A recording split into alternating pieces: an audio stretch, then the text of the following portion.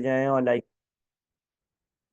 तो आज जो हम चीज़ डिस्कस करेंगे ना वो अकाउंटिंग फॉर मैन्युफैक्चरिंग है, और अकाउंटिंग फॉर मैन्युफैक्चरिंग का टॉपिक जो है इसको हम लाइव डिस्कस कर रहे होंगे।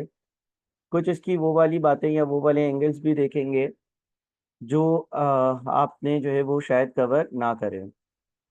सबसे पहले तो हमें ये देखना होगा कि ये जो मैन्युफैक्चरिंग अकाउंटिंग फॉर मैन्युफैक्चरिंग है या मैन्युफैक्चरिंग अकाउंट बनाना, ये क्या होता है और कौन सी कंपनीज करती हैं। तो देखो, तीन तरह की कंपनीज होती हैं। थ्री टाइप्स ऑफ कंपनीज, तीन तरह की कंपनीज मौजूद होती हैं। ठीक है, या तीन तरह की आप कह लो कि ऑर्गेनाइजेशंस होती हैं जनरली। कौन कौन सी ये ऑर्गेनाइजेशंस होती हैं? सबसे पहले आपके पास आ जाती हैं वो कंपनीज जो कोई सर्विस प्रोवाइड करें, यानी कि आपके पास सर्विस ऑर्गेनाइजेशंस होती हैं। सर्विस इंडस्ट्री की मैं बात कर रहा हूँ। ठीक है, जब हम सर्विस इंडस्ट्री की बात करते हैं, सर्विस ऑर्गेनाइजेशन की बात करते हैं, सर्विस बिजनेस की बात करते हैं, तो सर्विस बिजनेस वो बिजनेस होता है जिसमें आप किसी को सर्विस देते हो। सच एस, आप समझ लो कि ये टीचिंग है, ये टीचिंग एक सर्विस है।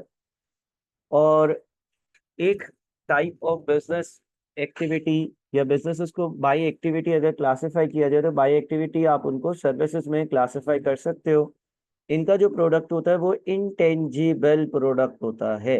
इंटेंजिबल प्रोडक्ट का मतलब ये है कि इसको आप टच नहीं कर सकते, फील नहीं कर सकते, हाथ नहीं लगा सकते, इसकी कोई फिजिकल एग्जिस्टेंस नहीं होती। ठीक है, प्रोफेशनल स्किल्स, एक्सपर्टीज, ये सारी चीज़ें एक बंदा जो है उसके पास होते हैं, वो दूसरों को डिलीवर करता है। ठीक है, रिपेयर शॉप्स हो गई, स्कूल्स हो गए, बैंक्स हो गए, अकाउंटिंग फर्म्स हो गई, लॉ फर्म्स हो गई, सैलून्स हो गए, ये सारे के सारे आपको सर्विस बिजनेस प्रोवाइड करते हैं। इनकी अकाउंटिंग एक अलग तरीके से होती है।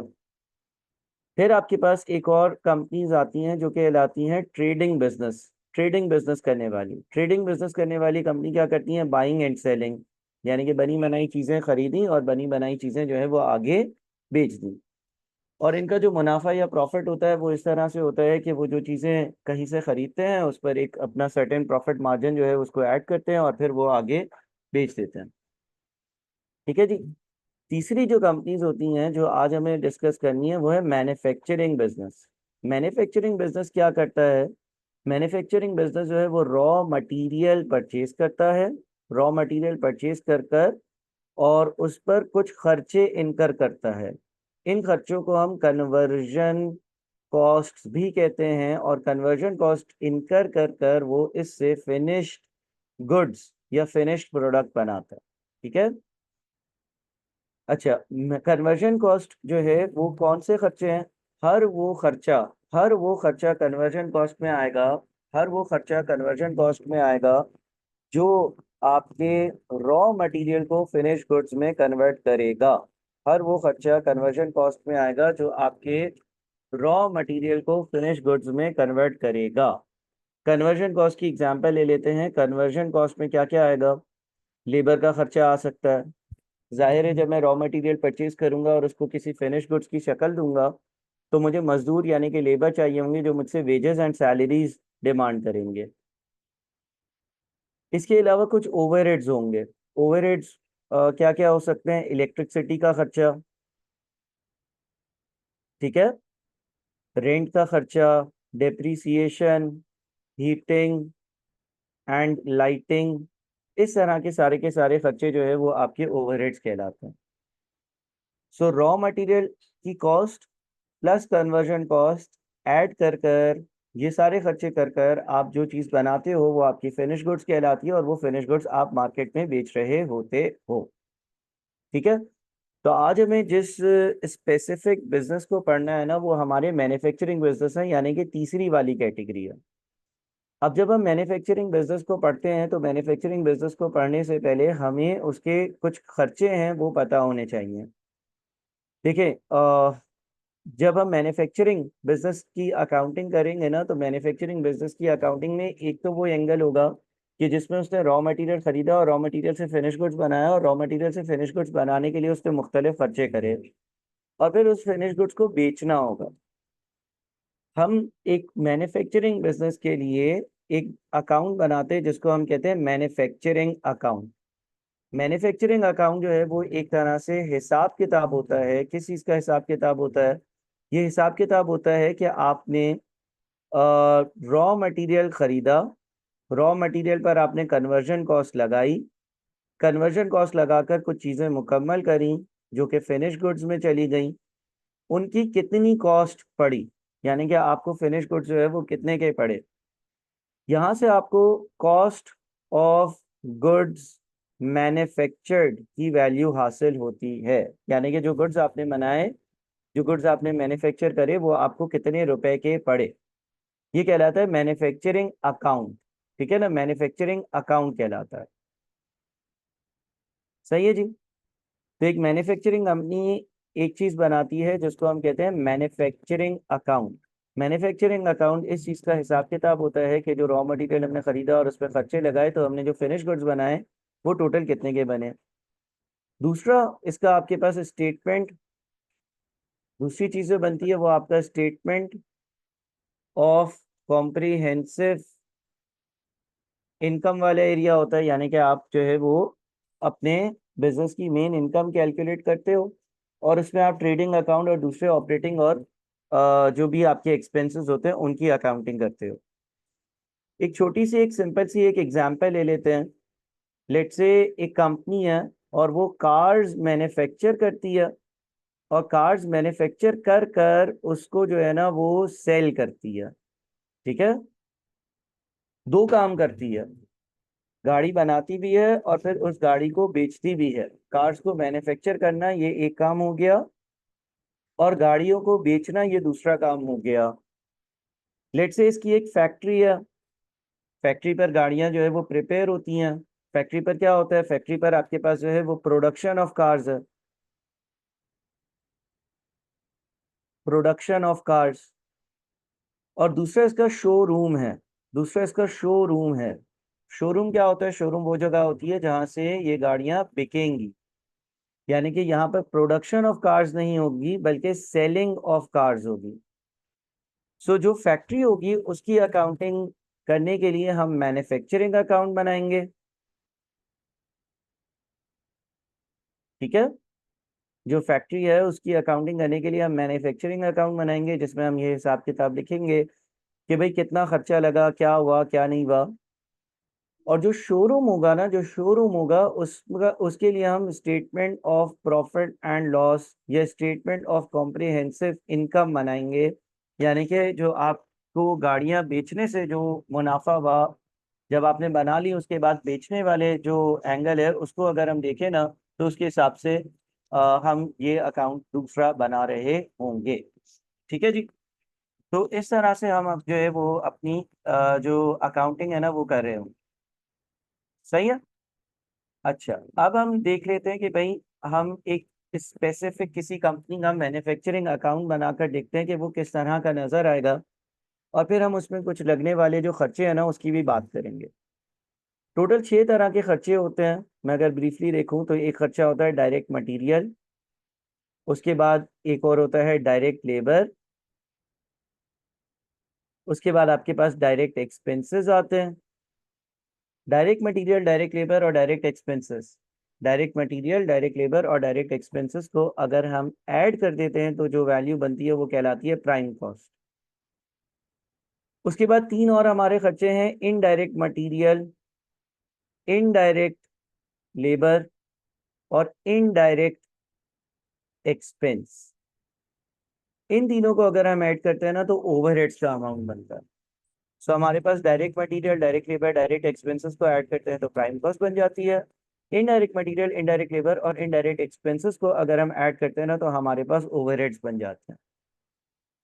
अब एक कार मैन्युफैक्चरर के लिए, एक कार मैन्युफैक्चरर के लिए ये कॉस्ट कौन कौन सी होंगी। एक कार मैन्युफैक्चरर है उसके लिए डायरेक्ट मटेरियल क्या होगा, डायरेक्ट मटेरियल हर वो चीज़ है जो किसी कंपनी के मेन प्रोडक्ट में इस्तेमाल हो या लगे या कंज्यूम हो। डायरेक्ट मटेरियल क्या हो सकता है, डायरेक्ट मटेरियल हर वो चीज़ होगी, डायरेक्ट मटेरियल हर वो वैल्यू या वो हर वो मटेरियल होगा, हर वो टेंजेबल चीज़ होगी जो आपके मेन प्रोडक्ट में इस्तेमाल हो। कार मैन्युफैक्चरिंग के लिए, कार मैन्युफैक्चरर के लिए स्टील होगा, ब्रेक्स जो लगे हुए वो होंगे, एक्सेलरेटर्स होंगे, ठीक है ना, विंडोज, मिरर्स, इंजन, ये सारी चीजें क्या है, ये कार मैन्युफैक्चरर के लिए डायरेक्ट मटेरियल है। उसके बाद आपके पास अगली चीज आएगी डायरेक्ट लेबर। डायरेक्ट लेबर क्या होगा? wages and salary of all workers involved in production process। सारे वर्कर्स जो प्रोडक्शन प्रोसेस में इन्वॉल्व हैं वो मुझसे जितनी भी तनख्वाह ले रहे हैं, जितनी भी पैसे ले रहे हैं वो। अच्छा, डायरेक्ट एक्सपेंस क्या होगा? डायरेक्ट एक्सपेंस या डायरेक्ट एक्सपेंसेस क्या होते हैं? Every expense which is necessary for production and specifically identifiable but is not material and labor। अब इसकी एग्जांपल लेते हैं। इसकी एग्जांपल आती है रॉयल्टी, इसकी एग्जांपल आती है hire purchase of special machine. इसका क्या मतलब है, जरा इसको समझते हैं। देखो, कभी कभार ऐसा होता है कि आप जो है ना वो किसी कंपनी से लाइसेंस लेते हो कि भाई मैं आपका डिज़ाइन, आपकी रेसिपी, आपका फॉर्मूला इस्तेमाल करूंगा और मैं अपने यूनिट्स बनाऊंगा या मैं अपनी फैक्ट्री लगाऊंगा।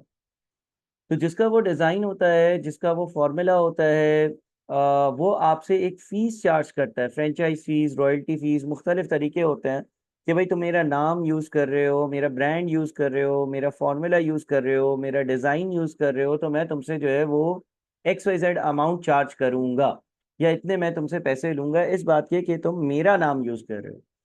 जिस तरह से फॉर एग्जांपल आप ये कह लो कि पाक सुजुकी एक कंपनी है, पाकिस्तान में वो गाड़ियां बन रही हैं, उसकी हो सकता है कि पेरेंट कंपनी बाहर कहीं हो, जिसने उसको नाम दिया कि भाई चलो तुम सुजुकी के नाम से पाकिस्तान में प्रोडक्शन कर लो, तो उसको एक रॉयल्टी या फ्रेंचाइज फीस जाती होगी।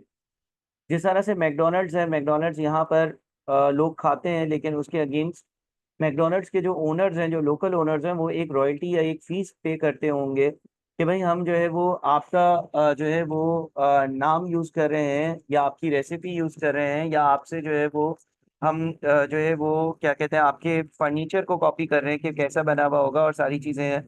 तो जो है वो उससे एक रॉयल्टी या एक फीस चार्ज करते होंगे, ठीक है। अच्छा, यहाँ पर एक और चीज़ लिखी हुई है, hire purchase of special machine. Hire purchase of special machine का क्या मतलब है? देखो, कभी कभार ऐसा होता है कि प्रोडक्शन के लिए कुछ मशीन्स को हायर करना, किराए पर लेकर आना बहुत ज़्यादा ज़रूरी होता है और उसके बगैर उन चीज़ों की, उन यूनिट्स की प्रोडक्शन नहीं हो सकती। मिसाल के तौर पर लेट से जब एक बिल्डिंग बनती है तो बिल्डिंग के लिए डिगिंग होती है और ग्राउंड को लेवल किया जाता है और ज़मीन से पानी निकाला जाता है। अब लेट से एक कंस्ट्रक्शन कंपनी है, उस कंस्ट्रक्शन कंपनी को ये सारा काम करना है। तो होगा ये कि कंस्ट्रक्शन कंपनी जो है वो जिसको बिल्डिंग बनानी है वो इस तरह की मशीन्स हायर करेंगे रेंट पर 5 दिन, 10 दिन, 15 दिन, 20 दिन के लिए, कि जिससे वो ग्राउंड को लेवल कर सकें, ग्राउंड में से पानी निकाल सकें, डिगिंग कर सकें और मुख्तलिफ काम कर सकें। अब ये जो व्हीकल वो किराए पर लेकर आए हैं और जिसका किराया दे रहे हैं, ये एक्सपेंस है और इसके बगैर बिल्डिंग का बनना मुमकिन ही नहीं है। अलबत्ता ना ये मटेरियल है ना ये लेबर है, तो हम ये कहते हैं कि ये डायरेक्ट एक्सपेंस की कैटेगरी में जाएगा, ठीक है। उसके बाद अगली चीज क्या है? अगली चीज आपके पास इनडायरेक्ट मटेरियल है।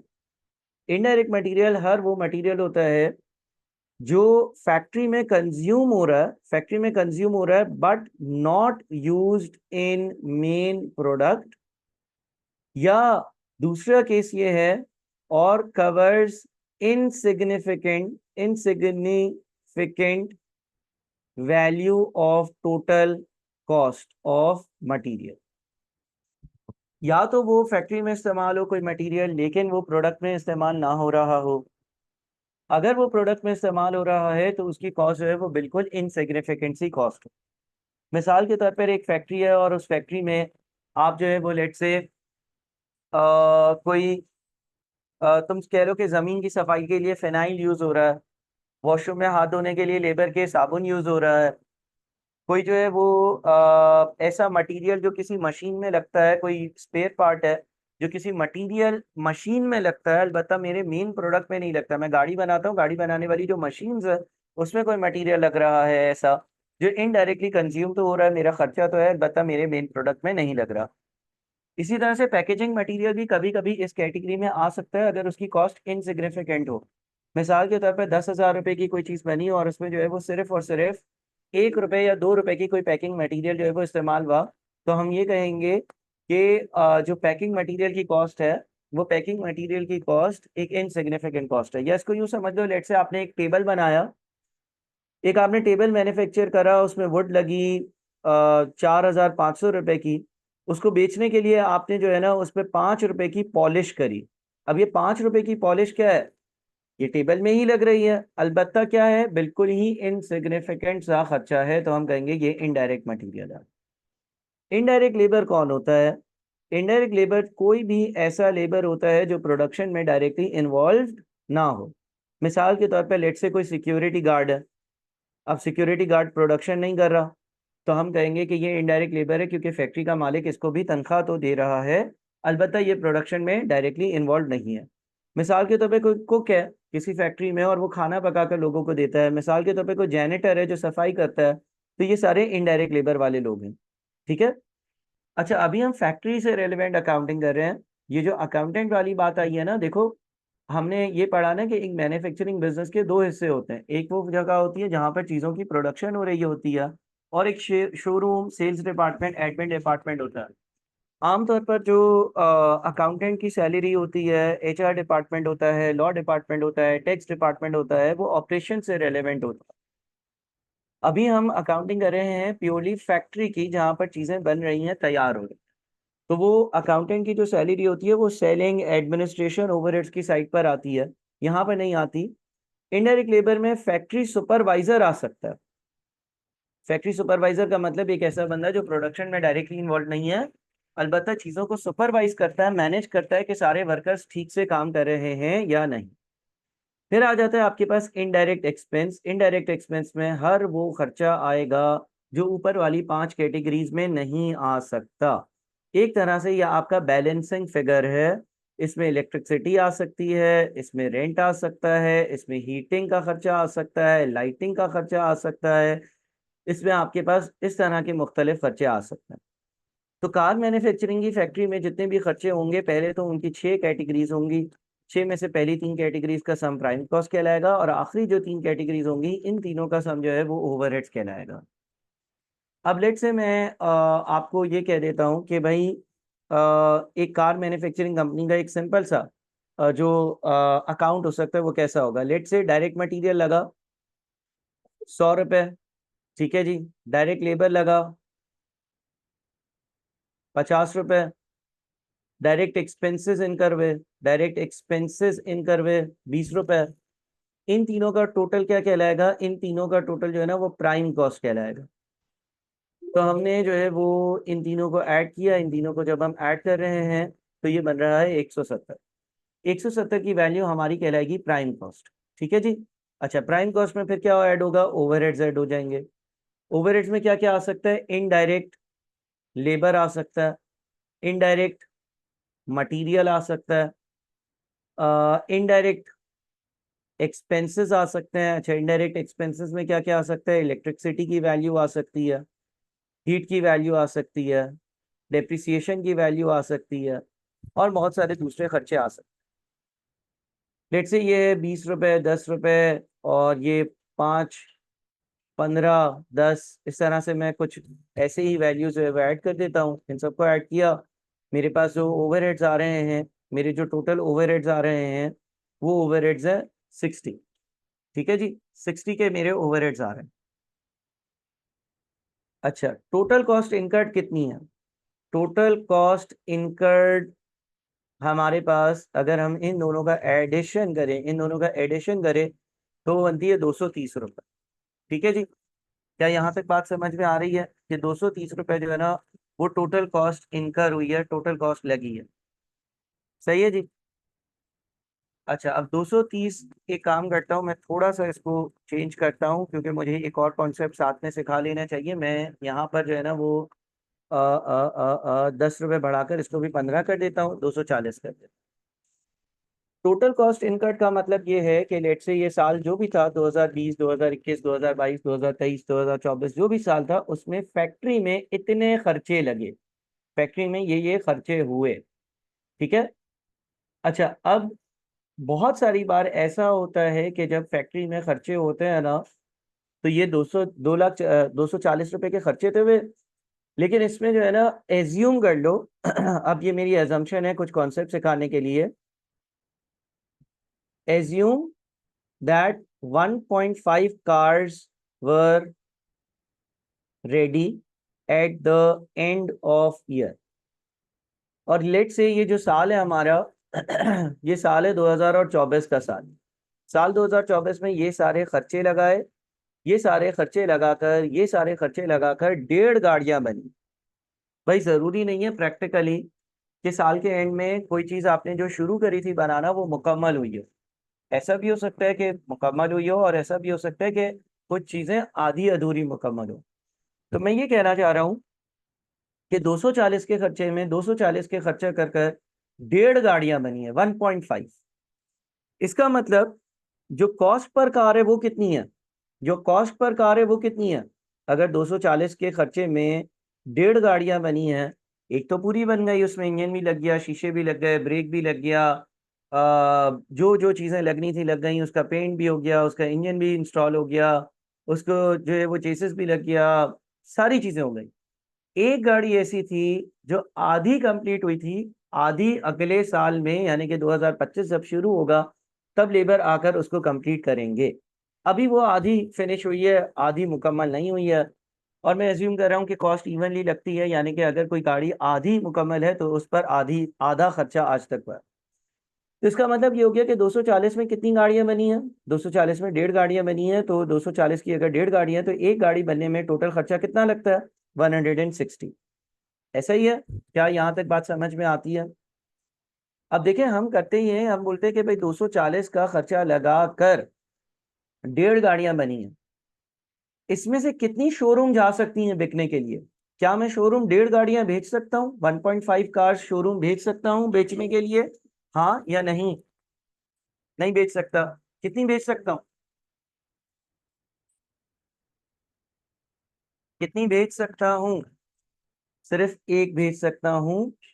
फिनिश गुड्स में सिर्फ एक चीज जाएगी। फिनिश गुड्स में कोई चीज या शोरूम तभी कोई चीज जा सकती है जब वो 100% कंप्लीट हो। तो फिनिश गुड्स में कोई चीज तभी या उस ही वक्त जाती है जब वो 100% कंप्लीट हो। लिहाजा फिनिश गुड्स में जो यूनिट जाएगा ना, वो एक यूनिट जाएगा, और उस एक यूनिट की वैल्यू होगी 160।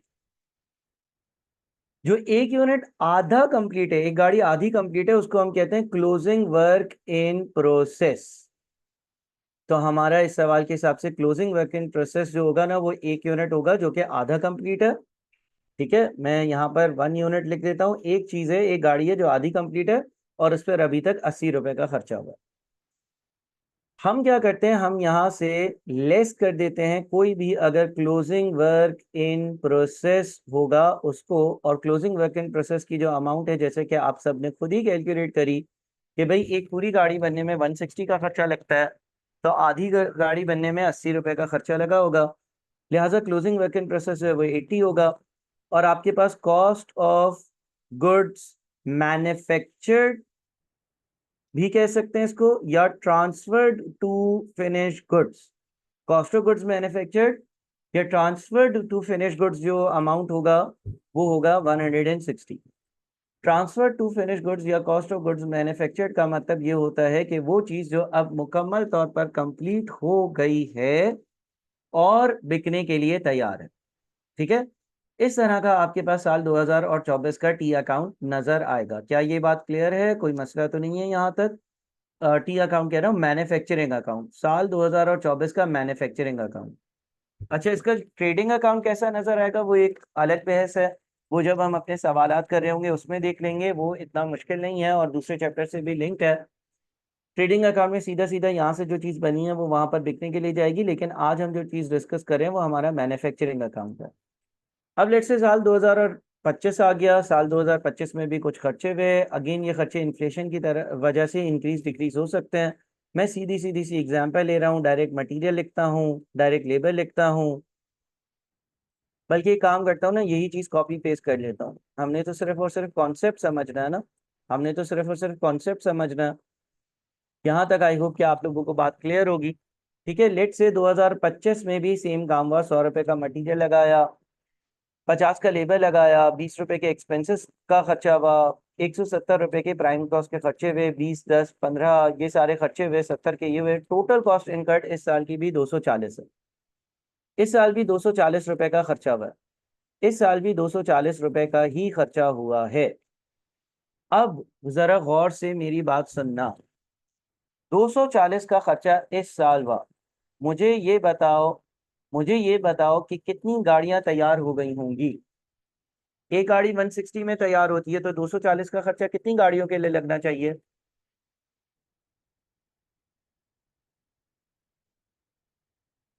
एक गाड़ी जो है वो 160 में तैयार होती है।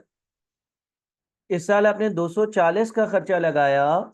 इस साल आपने 240 का खर्चा लगाया और एक चीज 160 में तैयार होती है, तो एक चीज तो अंडरस्टूड है कि पूरी तैयार हुई होगी और दूसरी आधी तैयार हुई होगी।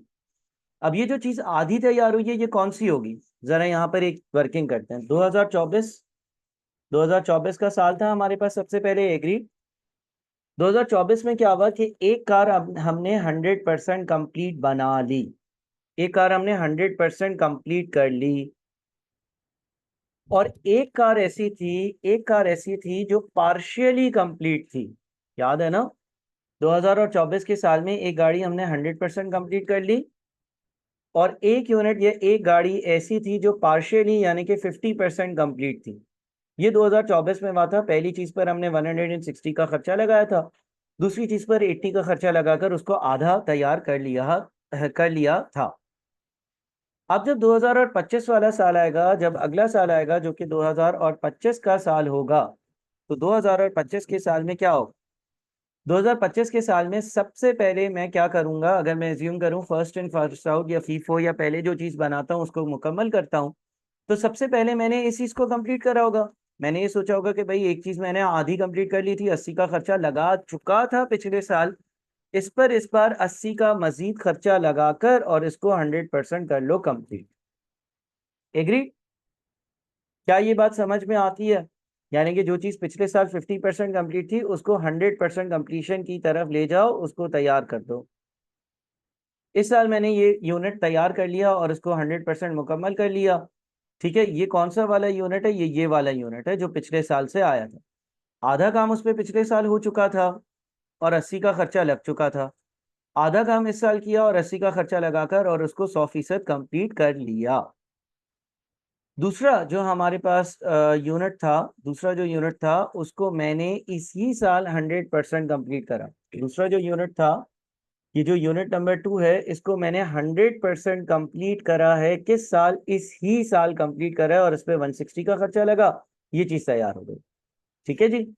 ये जो पहला वाला यूनिट है, इस पर 80 का खर्चा पिछले साल लगा है, 80 का खर्चा इस साल लगा है। इस साल के खर्चे यानी कि 2025 के खर्चों को मैं ग्रीन कलर से हाईलाइट कर रहा हूँ और 2024 के खर्चों को येलो कलर से हाईलाइट कर रहा हूँ। क्या ये बात समझ में आती है? तो जब हम अपने पास ये देखेंगे कि पिछले साल से कोई चीज इस साल आकर कंप्लीट हो रही है, तो हम करेंगे ये कि हम ये बोलेंगे कि देखो 240 का खर्चा इस साल मेरी जेब से हुआ है। 240 का खर्चा इस साल मेरी जेब से हुआ है। Add add opening add opening work in process.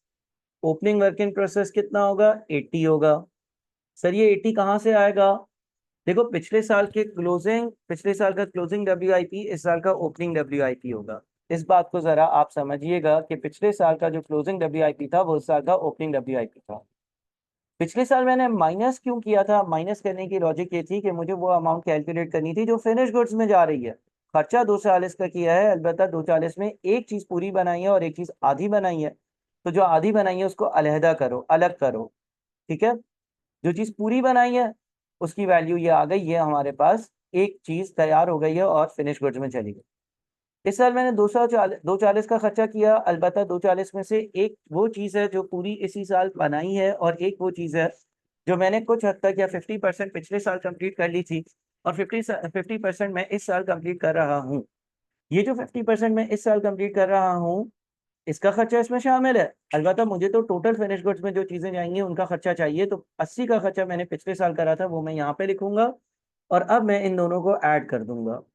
अब मैं इन दोनों को ऐड कर दूंगा, और इन दोनों को ऐड कर कर मैं बोलूंगा कि जनाब ये जो हमारी चीज़ मैन्युफैक्चर हुई है इस साल, जो चीज़ें हमने इस साल मैन्युफैक्चर करी हैं वो हमने दो चीज़ें मैन्युफैक्चर करी हैं, और इनकी जो टोटल वैल्यू है कॉस्ट ऑफ गुड्स मैन्युफैक्चर्ड, या फिर जो है ना वो ट्रांसफर टू फिनिश गुड्स, वो 320 है। क्या ये बात समझ में आ रही है? काइंडली मुझे जल्दी से चैट बॉक्स में कवर करिएगा, और क्या मेरी पेज सही है, स्लो हो जाऊं, तेज हो जाऊं, या समझ में आ रहा है? आपको ये एक्सेल की फाइल मिल जाएगी, आपको सिर्फ और सिर्फ फोकस करना है और समझना है कॉन्सेप्ट्स को, और कॉन्सेप्ट्स को रिटेन करना है, और कॉन्सेप्ट से रेलिवेंट कोई सवाल है तो मुझसे डिस्कस करना है। 320 कैसे आया? 240 का खर्चा इस साल लगाया है, और 80 रुपए का खर्चा हम पिछले साल लगा चुके थे। देखो पिछले साल क्या हुआ था, पिछले साल टोटल 240 का खर्चा हुआ था, हाँ या नहीं? पिछले साल जो 240 रुपए का खर्चा हुआ था वो किन चीजों पर हुआ था? पिछले साल 240 का खर्चा जो है ना वो हुआ था एक यूनिट पूरा बनाने पर, और एक यूनिट जो मैंने आधा कंप्लीट किया था उस पर 80 का खर्चा लगाया था। इस साल मैंने कितना खर्चा लगाया? 240। उससे क्या किया, पिछले साल वाला जो आधा यूनिट था उसको कंप्लीट करा, और एक यूनिट ऐसा था जो शुरू से लेकर आखिर तक इसी साल कंप्लीट करा, ठीक है। तो हमारे पास 240 का खर्चा आया, 240 में हमने 80 क्यों ऐड करा? इसलिए क्योंकि हम ये मालूम करना चाह रहे हैं कि इस साल हमने कितनी चीजें बनाई हैं, या जो चीजें बनाई हैं उसकी टोटल वैल्यू कितनी है, ठीक है। समझ में आई बात?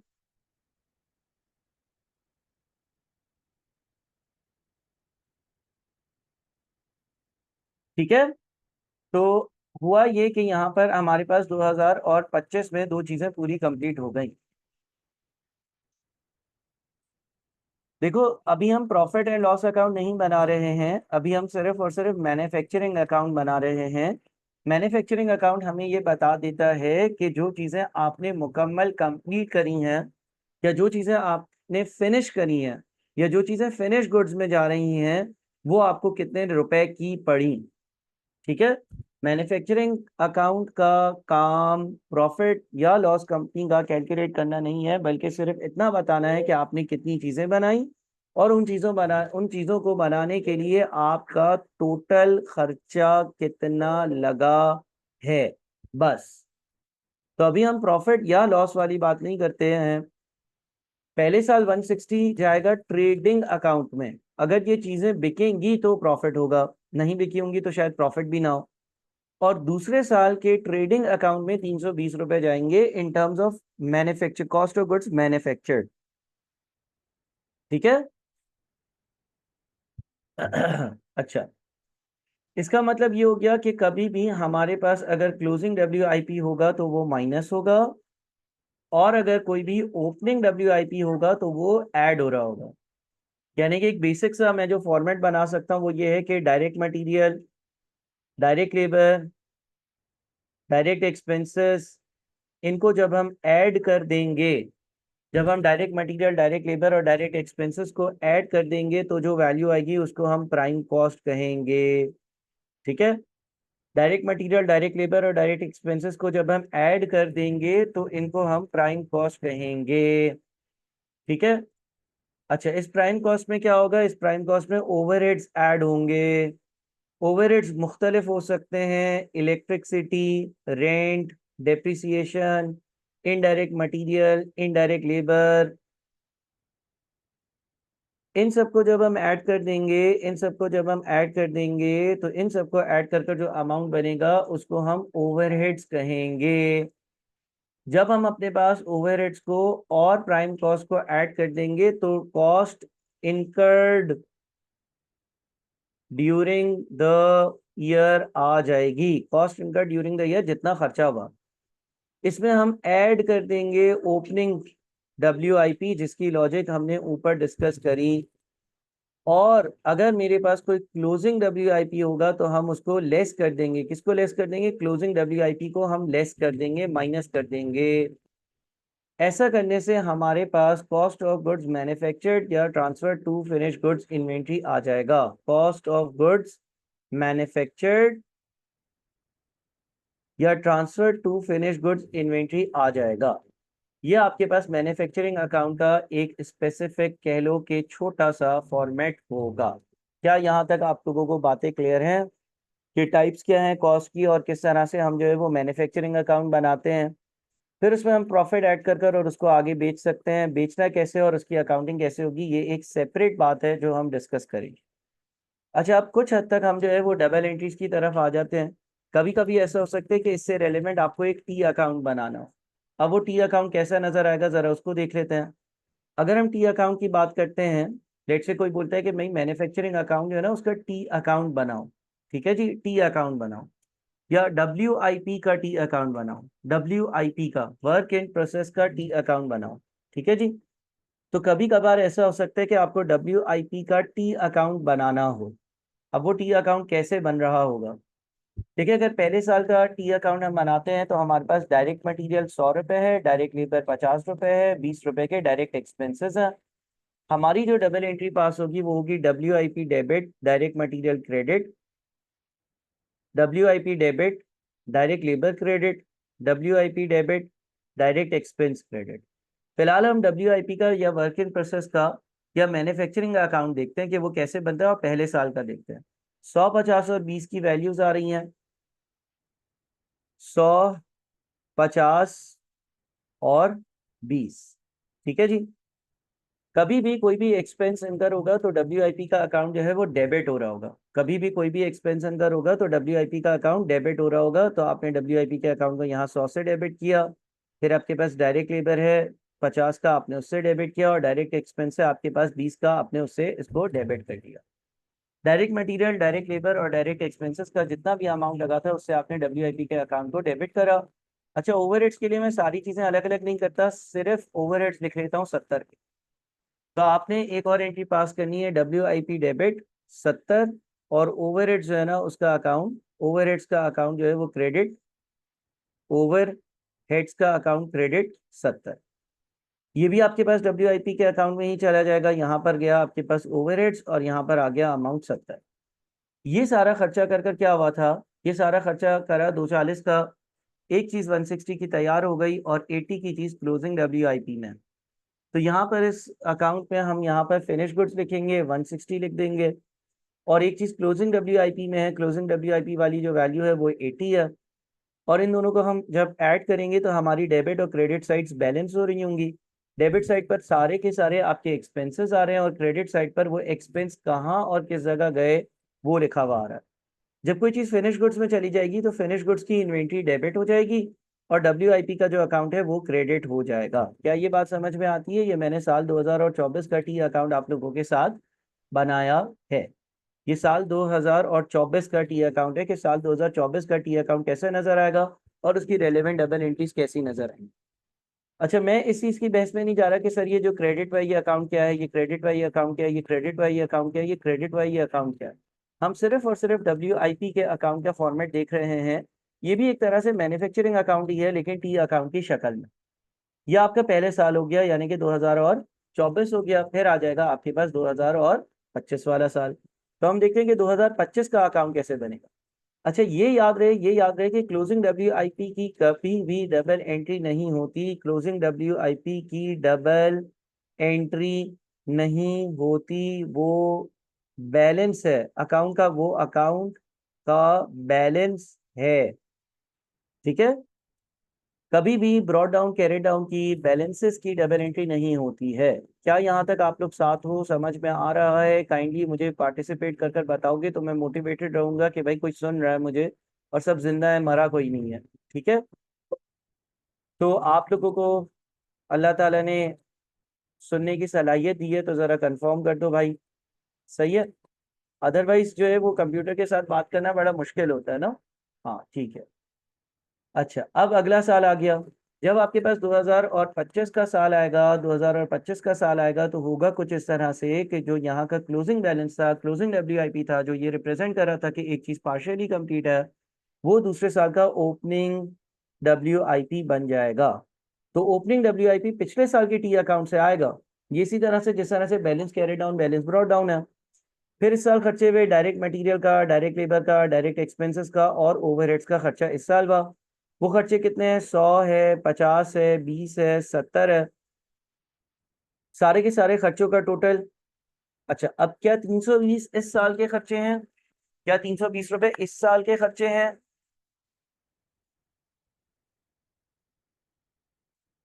320 पूरा का पूरा क्या इस साल का खर्चा है?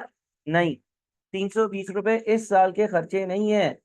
अगर कोई आपसे ये पूछेगा कि इस साल का खर्चा कितना है, अगर कोई आपसे ये पूछेगा कि इस साल आपने कितना खर्चा करा, तो आपने खर्चा करा था 240। आपने खर्चा करा था 240। 80 रुपए का खर्चा आपने पिछले साल करा था, जिससे एक चीज आधी तैयार हुई थी, उसकी वैल्यू है, ये बैलेंस है, सही है। और फिर फाइनली हमारी जो हमने सेकेंड ईयर की अकाउंटिंग करी है, उसके हिसाब से कोई भी चीज क्लोजिंग डब्ल्यूआईपी में नहीं थी।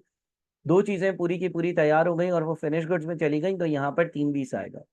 क्योंकि एक यूनिट जो है वो हमारे एग्जाम्पल के हिसाब से 160 का पड़ रहा था, और इसी हिसाब से हमने पूरी ये एग्जाम्पल तैयार करी थी। ठीक है। यहाँ पर क्लोजिंग डब्ल्यू आई पी तब आता है जब कोई चीज नामुकम्मल होती। अच्छा, अब देखिए पहले साल क्लोजिंग डब्ल्यू आई पी आ रहा है, ओपनिंग क्यों नहीं आ रहा? ओपनिंग इसलिए नहीं आ रहा है, कंपनी का पहला साल था। दूसरे साल ओपनिंग डब्ल्यू आई पी आ रहा है, क्लोजिंग डब्ल्यू आई पी क्यों नहीं आ रहा? अगर ऐसा होता, अगर ऐसा होता किसी सवाल में कि कुछ चीजें ऐसी हैं जो अभी भी इनकम्प्लीट हैं, तो क्लोजिंग डब्ल्यू आई पी भी आ सकता था। एक ही टी अकाउंट में opening closing W I P दोनों हो, ये भी जरूरी, ये हो सकता है, पॉसिबल है, इम्पॉसिबल नहीं है। पिछली वाली चीजें आपने कंप्लीट करी, वो फिनिश गुड्स में चली गई, अलबत्ता इस साल के आखिर में कोई चीज इनकम्प्लीट रह गई, और वो आपके पास अभी भी मौजूद है। क्या ये बात समझ में आती है? काइंडली मुझे जरा जल्दी से कंफर्म कर दीजिएगा। कोई मसला है तो मुझे बताएं, चलें। ठीक है, ये मैंने आप लोगों के साथ जो है वो बेसिक कुछ फॉर्मेट वगैरह जो है वो डिस्कस करा। अच्छा, अब एक बहुत ही इंपॉर्टेंट एरिया है ओवर अंडर अप्लाइड वगैरह का, ठीक है ना, जो मैं यहाँ पर डिस्कस करना चाहूंगा। देखें, आपके पास जो डब्ल्यू आई पी है ना, डब्ल्यू आई पी जो वर्क इन प्रोसेस है, जो वर्क इन प्रोसेस है, उसको आपने डेबिट किया, डायरेक्ट मटेरियल को क्रेडिट किया। ये जो जितना भी आपका रॉ मटेरियल, जितना भी आपके पास रॉ मटेरियल कंज्यूम हुआ होगा ना, वो सारा होगा, सही है। अच्छा, ओवर अंडर अप्लाइड की बात मैं सेपरेट किसी लेक्चर में कर लेता हूँ, वो बहुत कॉम्प्लेक्स चीज़ है, आज उसको चलो कवर नहीं करते। ये डायरेक्ट लेबर जो है, डायरेक्ट लेबर ये आपका एक पेएबल है, या आपकी एक लायबिलिटी है। जब आप पेमेंट करोगे तो फिर आप एक और एंट्री पास करोगे, डायरेक्ट लेबर पेएबल का अकाउंट डेबिट और बैंक का अकाउंट क्रेडिट। इसी तरह से ये सारी चीजें हैं। और इसी तरह से डायरेक्ट एक्सपेंसेस, ओवरहेड्स में एक कॉम्प्लेक्स बात होती है, वो मैं अभी डिस्कस नहीं करता। शायद वो ओवर अंडर अप्लाइड का कॉन्सेप्ट जो है वो मुझे अलग से डिस्कस करना पड़ेगा, अदरवाइज आप लोग थोड़ा सा कंफ्यूज हो सकते हो, तो वो मैं अलग से डिस्कस कर लूंगा। लेकिन ये बेसिक्स आपका जो मैन्युफैक्चरिंग अकाउंट होगा वो कुछ इस तरह का नजर आएगा जिस तरह से हमने बनाया। अब हम एक सवाल की प्रैक्टिस करते हैं जिसमें ये बेसिक जो आपका मैन्युफैक्चरिंग अकाउंट है, इसकी कंप्लीट आप लोगों की प्रैक्टिस होगी। ठीक है, क्या आप सारे तैयार हो प्रैक्टिस के लिए? क्या मैं एक सवाल, अच्छा सवाल, एक डिटेल्ड सवाल आप लोगों के साथ सॉल्व कर सकता हूं, जिसमें बहुत सारी चीजें होंगी, जिसमें आपके पास जो है वो ट्रेडिंग अकाउंट भी बनाना होगा, तो उसकी भी प्रैक्टिस हो जाएगी। तो एक बड़ा सवाल प्रैक्टिस करते हैं, कॉन्सेप्चुअली आप लोगों को कुछ इंफॉर्मेशन मिल गई है, चीजें पता चल गई हैं। ठीक है जी। अब एक अच्छा सा सवाल हम लोग जो है वो उठाते हैं, और वो मैं यहाँ पे पेश करता हूँ, और वो मैं आप लोगों को सॉल्व करवाता हूँ, जिससे आपके अभी तक के कॉन्सेप्ट्स पहले बन जाए। ओवरहेड्स वाली बात याद रखना कि एक कॉम्प्लेक्स बात है, तो वो मैं अगर आज डिस्कस करूंगा तो बड़ा मुश्किल हो जाएगा। अलबत्ता ये है कि आपके लिए मैं जो है वो एक सवाल यहाँ पर पेश कर रहा हूँ, आप देख रहे होंगे, स्क्रीन पर आ रहा होगा। आपने बड़े तवज्जो से मेरे साथ रहना है, इस सवाल को सॉल्व करना है, इस सवाल को हमने डिस्कस करना है।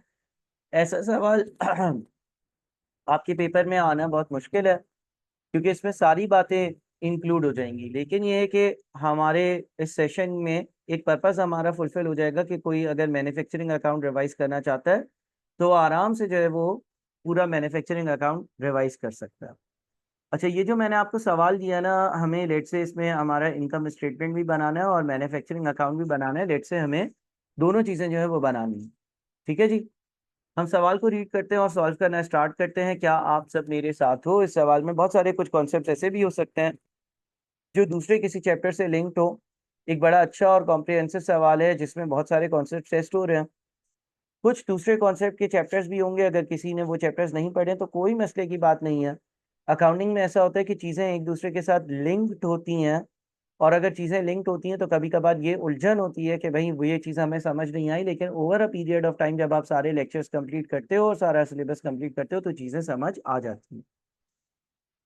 सवाल हमें कह रहा है Salman owns a footwear factory. ठीक है, he sells to all of the 3 local shoe shops.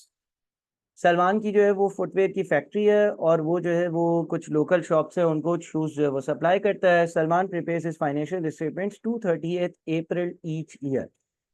Company का फाइनेंशियल ईयर 30th अप्रैल को हर साल खत्म होता है, यानी कि ये हिसाब किताब करता है 1 मई टू 30th अप्रैल हर साल। ये पॉइंट याद रखिएगा। At 30th April 2023, Salman's ledger account balances included the following. Included the following. अच्छा जी, कुछ उसके अकाउंट के बैलेंसेस दिए हुए हैं। रॉ मटेरियल, रॉ मटेरियल क्या चीज़ होती है? जो आप परचेज करते हो और उस पर आप कुछ कन्वर्जन कॉस्ट इनकर कर और उसको फिनिश गुड्स में कन्वर्ट करते हो। वर्क इन प्रोग्रेस 1 मई 2022 वाला, 1 मई 2022 साल का स्टार्ट होगा। साल के स्टार्ट का यानी कि वर्क इन प्रोग्रेस का मतलब है कि ये इस साल का ओपनिंग वर्क इन प्रोग्रेस होगा। फिनिश गुड्स जो चीज़ें मुकम्मल हैं, तैयार हैं और साल के शुरू में मेरे पास पड़ी हुई थी जो मैं बेच सकता हूँ। परचेजेस ऑफ रॉ मटेरियल, ये रॉ मटेरियल इसने परचेज किया। परचेजेस ऑफ फिनिश गुड्स, कुछ इसने फिनिश गुड्स परचेज करे। वेजेस, वेजेस जो है वो हमारे पास एक फैक्ट्री सुपरवाइजर की वेजेस आ रही है, एक फैक्ट्री ऑपरेटर की वेजेस आ रही है। ऑपरेटर्स वो होते हैं जो मशीन्स पर काम करते हैं, सुपरवाइजर वो जो इन लोगों का काम देख रहा होता है। रेट्स एंड इंश्योरेंस, रेट्स एक तरह के टैक्स होते हैं। तो रेट्स आपके पास एक तरह के टैक्स हैं और इंश्योरेंस आपने करवाई भी है अपनी फैक्ट्री की। फैक्ट्री की इलेक्ट्रिसिटी का खर्चा है, जनरल फैक्ट्री के एक्सपेंसेस हैं छोटे मोटे। फैक्ट्री की इक्विपमेंट है एट कॉस्ट, यानी कि उससे कोई मशीन वगैरह खरीदी हुई है। प्रोविजन फॉर डेप्रिसिएशन 14920, ये डेप्रिसिएशन के चैप्टर में आपको पढ़ाया जाता है, मैन्युफैक्चरिंग के चैप्टर में पढ़ाया तो नहीं जाता, लेकिन आप में से बहुत सारे लोगों को इसका आइडिया ज़रूर होगा। अलबत्ता अगर नहीं होगा तो बिल्कुल हम यहाँ पर ब्रीफली डिस्कस करेंगे, ज़्यादा डिस्कस नहीं करेंगे, वो आपके डेप्रिसिएशन के चैप्टर में। बैलेंस एट बैंक 31,000 डेबिट, इतना आपके पास बैंक बैलेंस पड़ा हुआ है। एडिशनल इन्फॉर्मेशन में आपके पास इन्वेंट्री एट 30th अप्रैल 2023 है। रॉ मटेरियल है 8,000 का, वर्क इन प्रोग्रेस है 16,100 का और फिनिश गुड्स की वैल्यू है 24,590। Salman applies a markup of 50% to his cost of sales, यानी कि जब भी वो कोई चीज़ बेचता है तो उसमें 50% अपना मुनाफा ऐड कर फिर बेच रहा होता है। Rates and insurance are to be apportion 3 quarter to the factory and 1 quarter to the office, यानी कि ये जो आपको यहाँ पर रेट्स एंड इंश्योरेंस की टोटल वैल्यू दी हुई है ना, हमने जैसे कि पढ़ा भाई, दो जगहें होती है, एक फैक्ट्री होती है जहाँ पे चीज़ें बनती है और एक जगह से जहाँ से चीज़ें बिक रही होती हैं। तो यहाँ पर इसने ये कहा है कि भाई ये टोटल अमाउंट है 3 क्वार्टर, यानी कि 75% इसमें से फैक्ट्री का है और बाकी 1 क्वार्टर ऑफिस का है। ऑफिस यानी कि वो जगह जहाँ से चीज़ें बिकेंगी। At 30th April factory electricity of 1048 was unpaid. Unpaid या एक्रूअल एक ही बात होती है, यानी कि इतना पैसा हमने फैक्ट्री के एक्सपेंस का, इलेक्ट्रिसिटी एक्सपेंस का हमने पे अभी नहीं करा है। हाँ, वो इसी साल का था, 30 अप्रैल 2023 का। Factory equipment is depreciated at 20% per annum using the reducing balance method. Depreciation लगाई जाती है और डेप्रिसिएशन जो है वो 20% होती है। अब हमें सलमान का मैन्युफैक्चरिंग अकाउंट बनाना है। जब आप सवाल सॉल्व करेंगे, ठीक है, तो सवाल सॉल्व करने के लिए सबसे पहले आप टॉप पर ओनर का नाम लिखेंगे जो कि है सलमान। इसको आप करेंगे सेंटर अलाइन। सेंटर अलाइन आप समझते होंगे, यानी कि पेज के बिल्कुल सेंटर में लिखा हुआ होगा। उसके बाद दूसरी चीज़ हम बना क्या रहे हैं, हम बना रहे हैं मैन्युफैक्चरिंग अकाउंट। मैन्युफैक्चरिंग अकाउंट बना रहे हैं, कब के लिए बना रहे हैं? फॉर द ईयर एंडेड, उस साल के लिए बना रहे हैं जो साल एंड हुआ है, कब? 30 अप्रैल 2023 वाले दिन। ठीक है, सलमान नाम है बंदे का, manufacturing account for the year ended 30 April 2023, ये हम अपना टी अकाउंट जो है वो बना रहे हैं। अच्छा, हमने यहाँ पर जो फॉर्मेट देखा यही फॉर्मेट फॉलो होगा, अलबत्ता इसमें डायरेक्ट मटेरियल की वैल्यू खुद से नहीं दी हुई, इस पे थोड़ी सी हमें जद्दोजहद, बहस और डिस्कशन करनी होगी। देखिए इसमें क्या दिया हुआ है, इसमें आपके पास ये जो रॉ मटेरियल आपने इस्तेमाल किया ना, इसके लिए आपको रॉ मटेरियल की ओपनिंग इन्वेंटरी दी हुई है, opening stock of raw material, यानी कि जब साल शुरू हुआ, जब साल शुरू हुआ तो 8.90 का रॉ मटेरियल आपके पास मौजूद था, यानी कि आपके पास पड़ा हुआ था। ठीक है ना, आपके पास पड़ा हुआ था रॉ मटेरियल इतना। आप ये तस्वीर कर लो, एक फैक्ट्री है, ये जूते बना रहा है, तो वहां पर लेदर पड़ा हुआ है, वहां पर लेसेस पड़ी हुई हैं, वहां पर पॉलिश पड़ी हुई है, वहां पर कीलें पड़ी हुई हैं अलग अलग तरह की, वहां पर जो है वो सोल पड़ा हुआ है, ये सारी चीजें पड़ी हुई हैं, और इन सारी चीजों की टोटल वैल्यू 8190। इसके बाद क्या हुआ, इसके बाद इसने मजीद रॉ मटेरियल परचेज करा, परचेजेस ऑफ रॉ मटेरियल, इस साल के दरमियान, इस साल के दौरान इसने मजीद रॉ मटेरियल 78420 का खरीदा। ठीक है जी, तो अगर इसके पास 8190 का रॉ मटेरियल मौजूद था, पड़ा हुआ था, और इसने मजीद 78420 का रॉ मटेरियल परचेज करा, अगर इसके पास opening stock of raw material 8.90 का पड़ा हुआ था और इसने मजीद 78420 का रॉ मटेरियल परचेज करा, रॉ मटेरियल खरीदा, तो हुआ क्या, इसके पास 86610 का रॉ मटेरियल आ गया। इसमें से आप closing stock of raw material को माइनस कर दें। Closing stock of raw material का क्या मतलब है कि जो साल के एंड में, साल के एंड में जो रॉ मटेरियल पड़ा हुआ था ना, वो माइनस कर दें। अच्छा, अब यहाँ पर आपके पास साल के एंड में 8000 का रॉ मटेरियल अभी भी पड़ा हुआ है, तो इसका मतलब ये हुआ ना, कि आपने जो रॉ मटेरियल कंज्यूम करा होगा या रॉ मटेरियल जो इस्तेमाल करा होगा, वो कितना होगा? वो आपके पास 78160 होगा, यह आपने प्रोडक्शन में रॉ मटेरियल इस्तेमाल करा होगा। ये बात समझ में आ रही है? ठीक है, आपके पास एक जगह पर 8190 का मटेरियल पड़ा हुआ है, आपने मजीद 78420 का मटेरियल खरीदा, अब वो बढ़कर 86610 का हो गया। फिर साल के एंड में आपने देखा तो 8000 का बचा हुआ था, तो सिर्फ अगर 8000 का बचा हुआ था तो बाकी आपने 78610 का रॉ मटेरियल इस्तेमाल कर लिया होगा। एग्री? हाँ या नहीं? ठीक है, एग्री करते हो हाँ या नहीं? 78610 का रॉ मटेरियल, 78610 का रॉ मटेरियल आपने यूज करा होगा, इस्तेमाल करा होगा। बड़ी लॉजिकल सी बात है, अगर कोई चीज पड़ी भी नहीं है तो वो इस्तेमाल हो गई होगी, अनलेस के सवाल में लिखा हो चोरी हो गई, वो एक अलग केस है। बहरहाल यहाँ पर तो बड़ी सिंपल सी बात है, इतना पड़ा हुआ था, इतना खरीदा, इतना होना चाहिए, इतना अगर साल के आखिर में पड़ा हुआ है तो ये हमने इस्तेमाल कर लिया होगा। ये रॉ मटेरियल कंज्यूम्ड हमारा डायरेक्ट मटेरियल आ गया। अच्छा, अब इसमें डायरेक्ट लेबर की कॉस्ट ऐड होगी।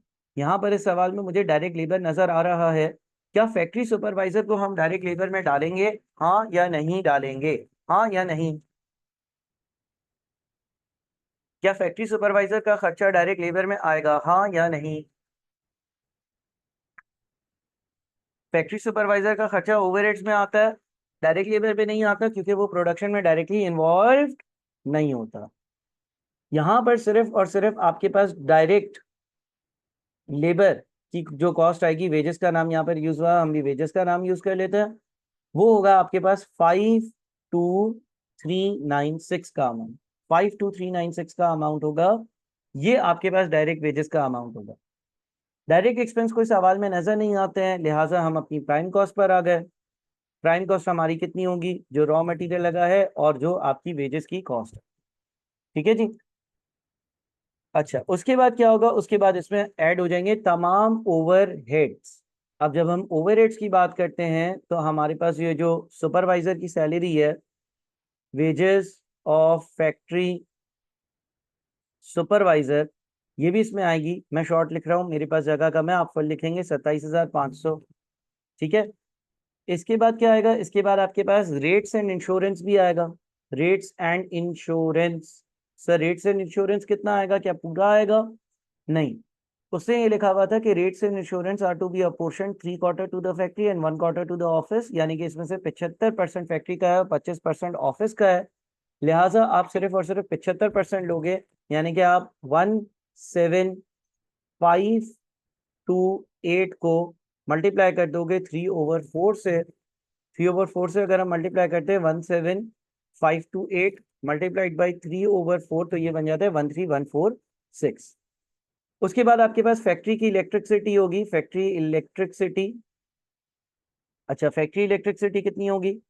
आपके पास 11442 की फैक्ट्री इलेक्ट्रिसिटी लिखी हुई आ रही है और नीचे लिखा हुआ आ रहा है at 30th April 2023 factory electricity of 1048 was unpaid. इतनी अनपेड थी, पे नहीं हुई थी। तो भाई इसका मतलब ये हो गया कि ये भी इसी साल का खर्चा और इसी साल का बिल है, तो 11442 भी ऐड आएगा होगा और 11442 में ऐड हो जाएगा 1048। 1048 भी ऐड होगा, दोनों चीजें ऐड होगी। तो हमारे पास ये बन जाएगा 11442 प्लस 1048, यानी कि ये टोटल आ जाएगा 12490। ठीक है जी, ये आपके पास फैक्ट्री इलेक्ट्रिसिटी की अमाउंट आ जाएगी। उसके बाद जनरल एक्सपेंसेस लिखे हुए फैक्ट्री के 8244 general expenses, general factory expense, general factory expense है 8244। उसके बाद आपके पास डेप्रिसिएशन का खर्चा है। अच्छा, डेप्रिसिएशन का टॉपिक कुछ बच्चों ने नहीं पढ़ा हुआ, तो कोई मसले की बात नहीं है। आप जब वो टॉपिक पढ़ लेंगे फिर आपको ये कॉन्सेप्ट पता चल जाएगा। बहरहाल अभी डेप्रिसिएशन का मतलब थोड़ा बहुत समझा देता हूँ। जब आप कोई मशीन यूज करते हो अपनी प्रोडक्शन के लिए, तो उनकी वेयर एंड टेयर होती है, वो पुरानी होती है, वो टूटती फूटती हैं, तो उसकी वजह से जो आपको नुकसान होता है वो आपका डेप्रिसिएशन। आप जब एसेट परचेज करते हो और फिर उस एसेट को इस्तेमाल करते हो, उस एसेट के इस्तेमाल की वजह से उसकी लाइफ में, उसकी यूजफुलनेस में, उसकी इफेक्टिवनेस में, उसकी एफिशिएंसी में कमी आती है, उसका वेयर एंड टेयर होता है, वो डेप्रिसिएशन का एक्सपेंस। अच्छा, डेप्रिसिएशन के मुख्तलिफ तरीके होते हैं, वो आपने डेप्रिसिएशन के चैप्टर में डिस्कस करना है। लेकिन यहाँ पे लिखा हुआ है 20% per annum using the reducing balance method. Reducing balance method में डेप्रिसिएशन कैलकुलेट करने के लिए एसेट की जो कॉस्ट होती है, जो कि 90,000 है, उसमें से उसकी प्रोविजन फॉर डेप्रिसिएशन को, जो कि 43920 है, माइनस किया जाता है और फिर इस पर अप्लाई किया जाता है 20%। सो हमारी जो डेप्रिसिएशन की वैल्यू आएगी वो होगी 90,000 माइनस 43920 इंटू 20%। ये हमारा डेप्रिसिएशन होगा। क्या सारे बच्चे मेरे साथ हैं? जब आपके पास ये सारे ओवरहेड्स आ गए, जब आपके पास ये सारे ओवरहेड्स आ गए, इसके अलावा कोई ओवरहेड सवाल में नहीं है, तो आपके पास टोटल ओवरहेड्स आ जाते हैं। काइंडली मुझे यहाँ तक कंफर्म कर दीजिएगा, किसी को कोई मसला तो नहीं है? अच्छा अब्दुल्ला, डेप्रिसिएशन का चैप्टर शायद आपने पढ़ा नहीं होगा, काइंडली मुझे कंफर्म करिएगा डेप्रिसिएशन का चैप्टर आप पढ़ चुके हो या नहीं पढ़ चुके?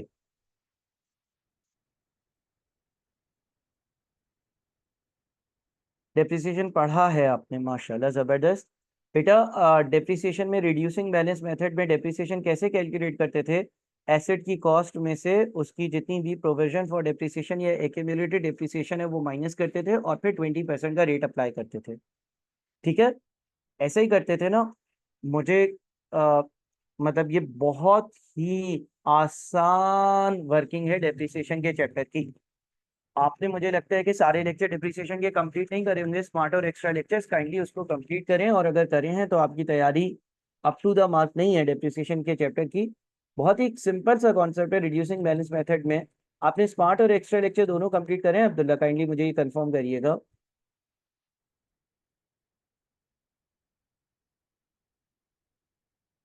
हाँ, एक्स्ट्रा लेक्चर नहीं किए ना, तो जब तक एक्स्ट्रा लेक्चर भी नहीं किए तो आपका टॉपिक इनकम्प्लीट ही माना जाएगा। खैर, हमारे पास ये ओवरहेड्स के सारे खर्चे आ गए। जब ओवरहेड्स के हमारे सारे खर्चे आ गए, हमने क्या किया भाई, हमने यहाँ पर जो है वो, जिस तरह से हम पहले भी लिख रहे थे कि हमारी जो टोटल कॉस्ट इनकर हुई है ड्यूरिंग द पीरियड, वो उसकी वैल्यू आ गई।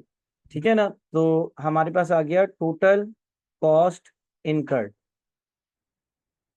टोटल कॉस्ट इनकर्ड कितनी बन गई भाई? जितना भी आपने खर्चा किया उसका टोटल, ये आपका टोटल खर्चा होता है। अच्छा, इसमें हमें ऐड करना होता है क्या? अगर ओपनिंग WIP है वो ऐड करते हैं, और लेस करते हैं क्या? अगर क्लोजिंग WIP है तो उसको लेस करते हैं। तो हमारे पास ओपनिंग WIP कितना है भाई? हमारे पास ओपनिंग WIP 15,200 है। 15,200 इसमें ऐड होगा, और हमारे पास क्लोजिंग WIP कितना है? क्लोजिंग WIP हमारे पास 16,100 है, 16,000 और 100 माइनस होगा। सो ऐसा करने से हमारा जो नेट आंसर आता है 200,702 आ रहा है। क्या ये बात क्लियर है सबको? ये क्या है? कॉस्ट ऑफ प्रोडक्शन कह लो इसको, कॉस्ट ऑफ गुड्स मैन्युफैक्चर्ड कह लो, या ट्रांसफर टू फिनिश गुड्स कह लो, एक ही बात है। Cost of goods manufactured, cost of goods produced, cost of production, जो चीज़ें आपने प्रोड्यूस करी हैं उसकी वैल्यू, उसकी कॉस्ट कह सकते हैं आप। ठीक है जी, क्या इसमें कोई मसला है?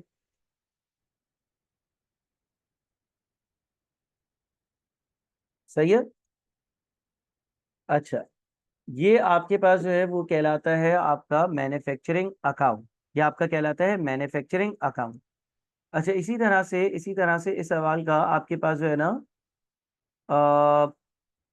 एक और चीज बनेगी जो कहलाएगा इसका ट्रेडिंग अकाउंट या इनकम स्टेटमेंट में ट्रेडिंग सेक्शन। लेट्स से अगर इनकम स्टेटमेंट में ट्रेडिंग सेक्शन बनाना होता तो वो इस तरह से बनता। अब इसको जरा मैं गो थ्रू करवा देता हूँ, पूरा बनाने के लिए नहीं बैठता।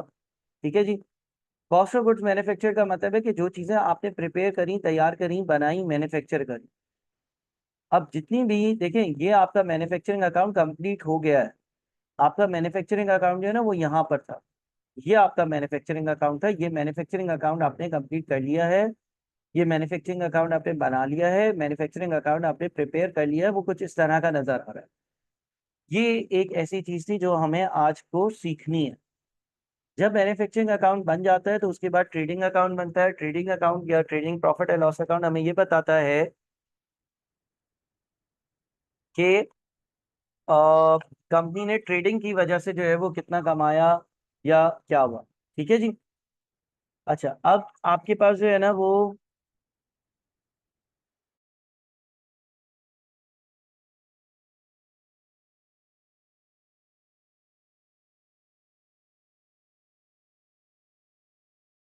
अच्छा जी, ट्रेडिंग के बाद आपका जो है ना वो मैन्युफैक्चरिंग अकाउंट के बाद आपका ट्रेडिंग अकाउंट बनता है। ट्रेडिंग अकाउंट में कॉस्ट ऑफ सेल्स में जो ओपनिंग इन्वेंट्री आएगी ना, कॉस्ट ऑफ सेल्स में जो ओपनिंग इन्वेंट्री आएगी वो फिनिश गुड्स की ओपनिंग इन्वेंट्री होगी। यानी कि आपके पास साल के शुरू में 23,860 के 23,860 के फिनिश गुड्स पड़े हुए थे। ठीक है। उसके बाद आपने 200,702 के मजीद प्रोडक्शन करी। सही है। अच्छा, अब ये sir purchases of finish goods क्या है? पहले इसकी अमाउंट को ट्रेस कर लेते हैं। देखिए, आपने कुछ फिनिश गुड्स जो है ना वो परचेज भी करे होंगे जो सवाल में मेंशन होंगे। मैं जरा इसको देखता हूँ कहीं पे। हाँ, purchases of finish goods. Sir आपने ये तो ये कहा था कि मैन्युफैक्चरिंग कंपनी कभी भी परचेजेस नहीं करती है फिनिश गुड्स की, वो तो फिनिश गुड्स को मैन्युफैक्चर करती है और फिर बेचती है। देखो, अमूमन आमतौर पर ऐसा ही होता है कि कोई भी मैन्युफैक्चरिंग कंपनी होती है वो खुद ही चीजें मैन्युफैक्चर कर कर और आगे बेच रही होती है। अलबत्ता कुछ रेयर सर्कमस्टांसेस में, कुछ रेयर केसेस में ऐसा भी होता है कि एक मैन्युफैक्चरिंग कंपनी कुछ चीजें खुद बनाए और कुछ चीजें बाहर से खरीद ले। मिसाल के तौर पर आपने एक छोटी फैक्ट्री लगाई है जिसमें 100 चीजें बन सकती हैं। अलबत्ता आपको लगता है कि मार्केट में 150 चीजें बिकेंगी, तो आपने 100 चीजें खुद बना ली और 50 चीजें आपने किसी से खरीद ली ताकि आप आगे बेच सके। सो यहाँ पर हुआ ये है कि ओपनिंग इन्वेंट्री कंपनी के पास पहले से 23,860 के फिनिश गुड्स मौजूद थे। कॉस्ट ऑफ प्रोडक्शन कंपनी ने मजीद 200,702 की चीजें बनाई। Purchase of finish goods company ने 90,144 की चीजें कहीं बाहर से किसी और बंदे से खरीदी भी बेचने के लिए।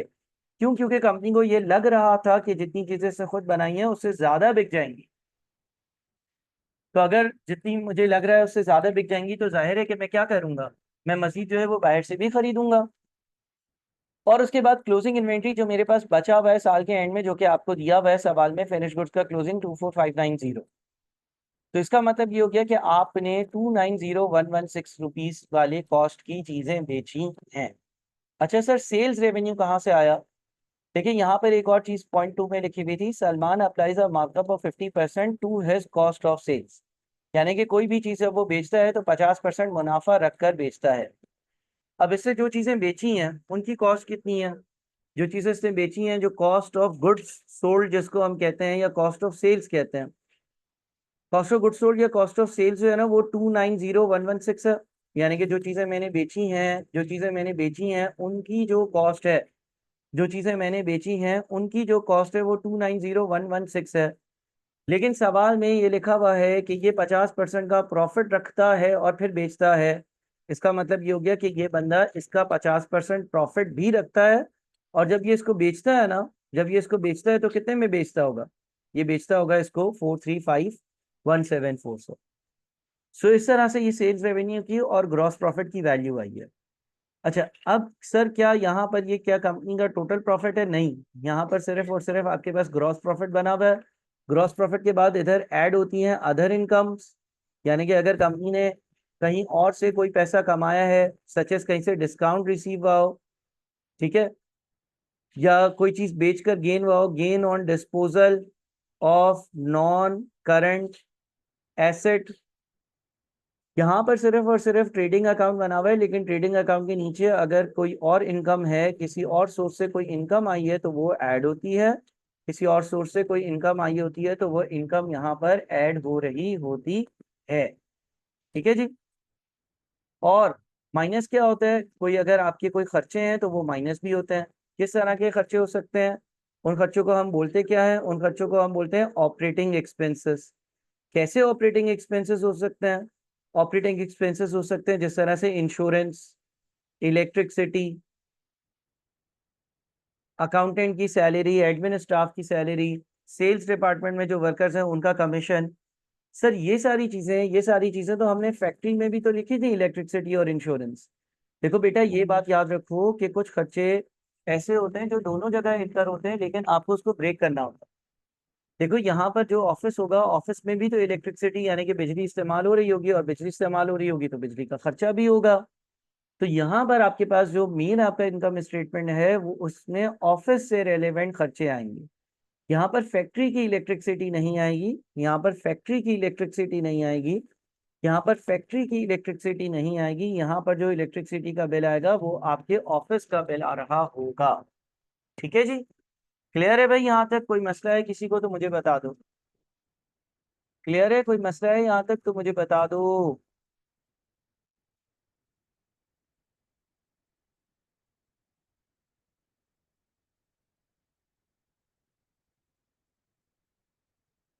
हाँ जी। जितने भी लोग ऑनलाइन हैं, समझ में आ रही हैं सारी चीजें? कोई इशू तो नहीं है? कोई प्रॉब्लम तो नहीं है? कोई मसला तो नहीं है? सही है।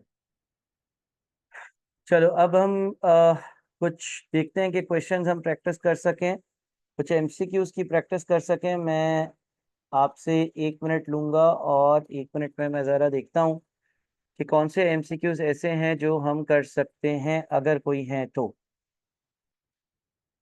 चलिए, एमसीक्यूज के लिए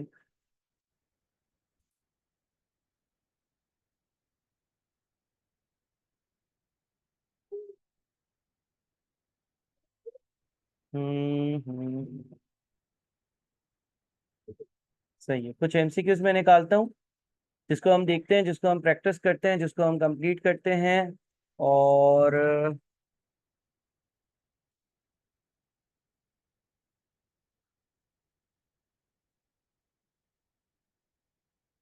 अच्छा जी,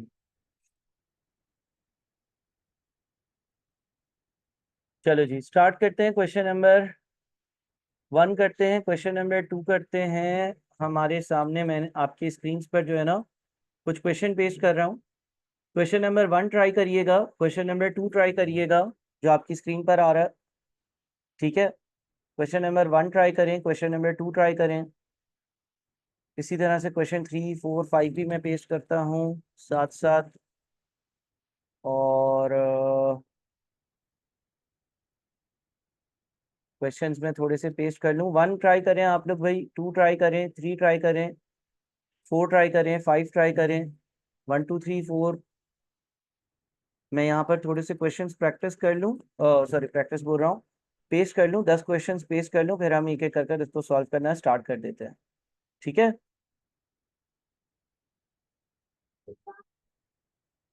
अच्छा जी, हम यहाँ पर पहले 10 क्वेश्चन जो है वो पेस्ट कर देते हैं।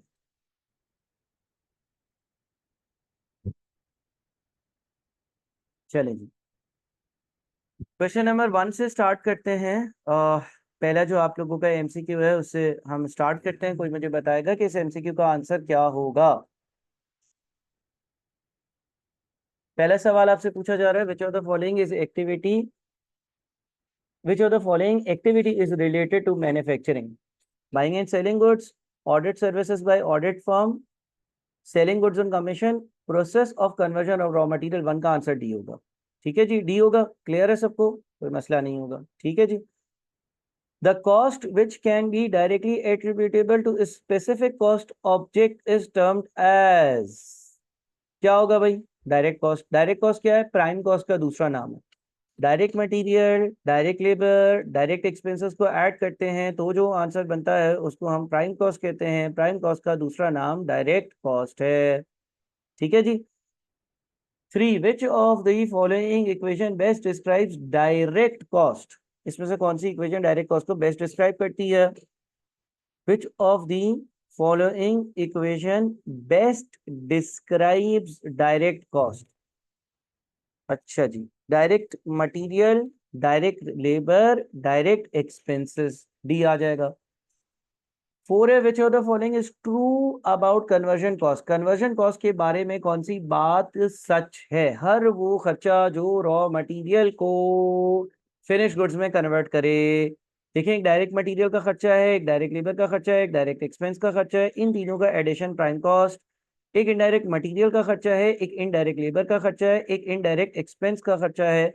इन तीनों का खर्चा ऐड करते हैं तो बनता है ओवरहेड्स।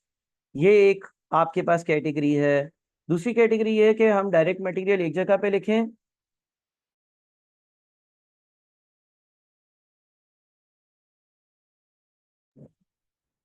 डायरेक्ट मटेरियल, ठीक है। एक चीज कहलाती है कन्वर्जन कॉस्ट। कन्वर्जन कॉस्ट में क्या आता है? हर वो खर्चा जो मटेरियल के अलावा हो। डायरेक्ट लेबर हो गया, डायरेक्ट एक्सपेंस हो गया, इनडायरेक्ट मटेरियल हो गया, इनडायरेक्ट लेबर हो गया, इनडायरेक्ट एक्सपेंस हो गया।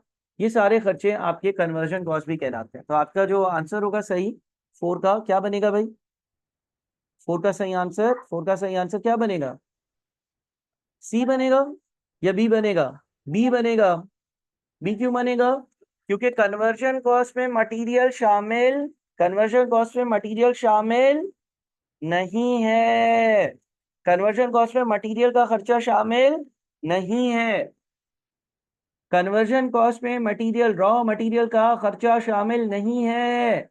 इसलिए आपका आंसर बी बनेगा, क्योंकि बी में डायरेक्ट लेबर है और फैक्ट्री ओवरहेड्स है।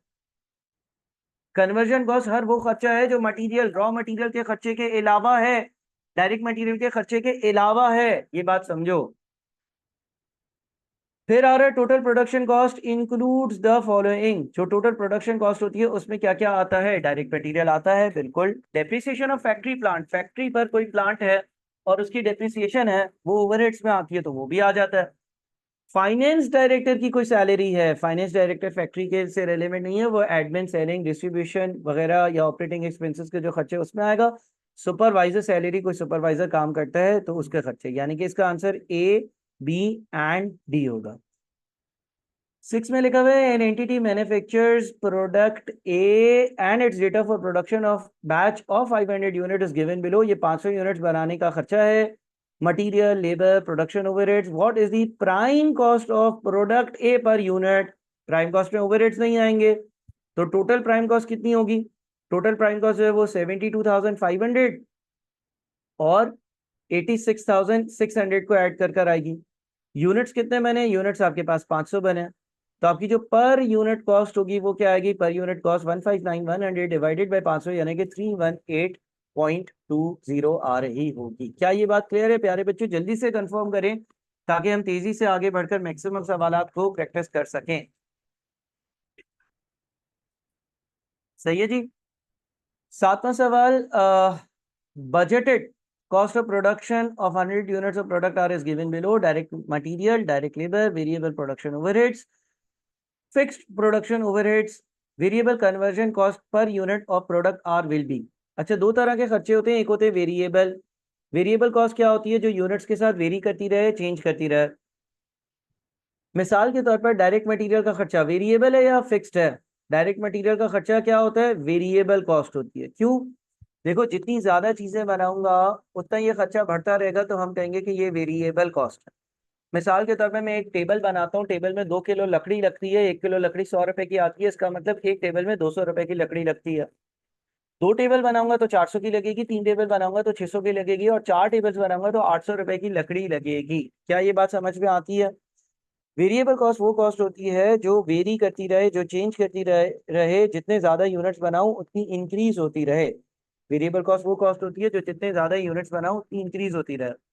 इसी तरह से डायरेक्ट लेबर का खर्चा है। अगर जनरली जो लेबर होता है वो वेजेस पर होता है, मजदूरी जितने टाइम या जितने यूनिट्स वो बनाएगा उतनी उसकी मजदूरी इंक्रीज होती रहेगी। ठीक है। अच्छा, फिक्स कॉस्ट कौन सी कॉस्ट होती है? फिक्स कॉस्ट वो कॉस्ट होती है जो लेवल ऑफ एक्टिविटी के साथ चेंज नहीं होती है। मिसाल के तौर पर रेंट, यानी कि रेंट एक तरह का ओवरहेड है, ये कॉस्ट आपकी फिक्स कॉस्ट होती है। फिक्स कॉस्ट वो कॉस्ट होती है जो लेवल ऑफ एक्टिविटी के साथ चेंज नहीं होती है। मिसाल के तौर पर मैंने फैक्ट्री किराए पे ली, उसका किराया मैं 20,000 रुपये देता हूँ। अब उस फैक्ट्री में मैं 1 यूनिट बनाऊँ, 10 बनाऊँ, 20 बनाऊँ या 50 बनाऊँ, मुझे किराया जो देना है वो एक फिक्स्ड अमाउंट देना है, चाहे जितनी भी प्रोडक्शन हो। अब आपसे वो पूछ रहा है variable conversion cost per unit. Variable conversion cost per unit, पहली चीज जो याद रखिएगा वो ये है कि ये कन्वर्जन कॉस्ट की बात कर रहा है। क्या कन्वर्जन कॉस्ट में मटेरियल का खर्चा आएगा? नहीं, कन्वर्जन कॉस्ट में मटेरियल का खर्चा नहीं आएगा। हमसे वो बात कर रहा है कि मुझे variable conversion cost per unit बताओ बेटा। हमसे वो बात कर रहा है कि मुझे वेरिएबल कन्वर्जन कॉस्ट बताओ। खर्चे क्या है? Direct material, direct labour, variable production overheads और फिक्स्ड प्रोडक्शन ओवरहेड्स। ठीक है। अगर वो मुझसे ये पूछता ना कि कन्वर्जन कॉस्ट बताओ, अगर वो मुझसे ये पूछता कि कन्वर्जन कॉस्ट बताओ, देखिए ये खर्चे इस सवाल में लिखे। ठीक है जी।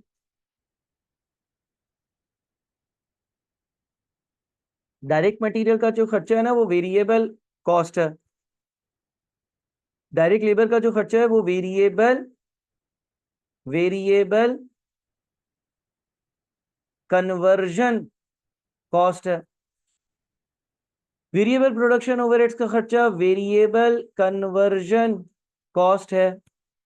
फिक्स प्रोडक्शन का खर्चा फिक्स्ड कन्वर्जन कॉस्ट है।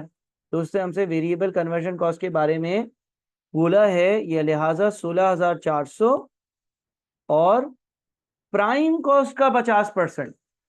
प्राइम कॉस्ट का 50%? क्या 16,400 का 50% लूं?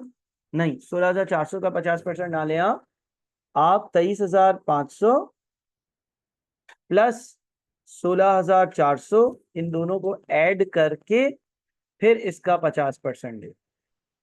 23,500 और 16,400 दोनों को ऐड कर कर इसका 50% ले।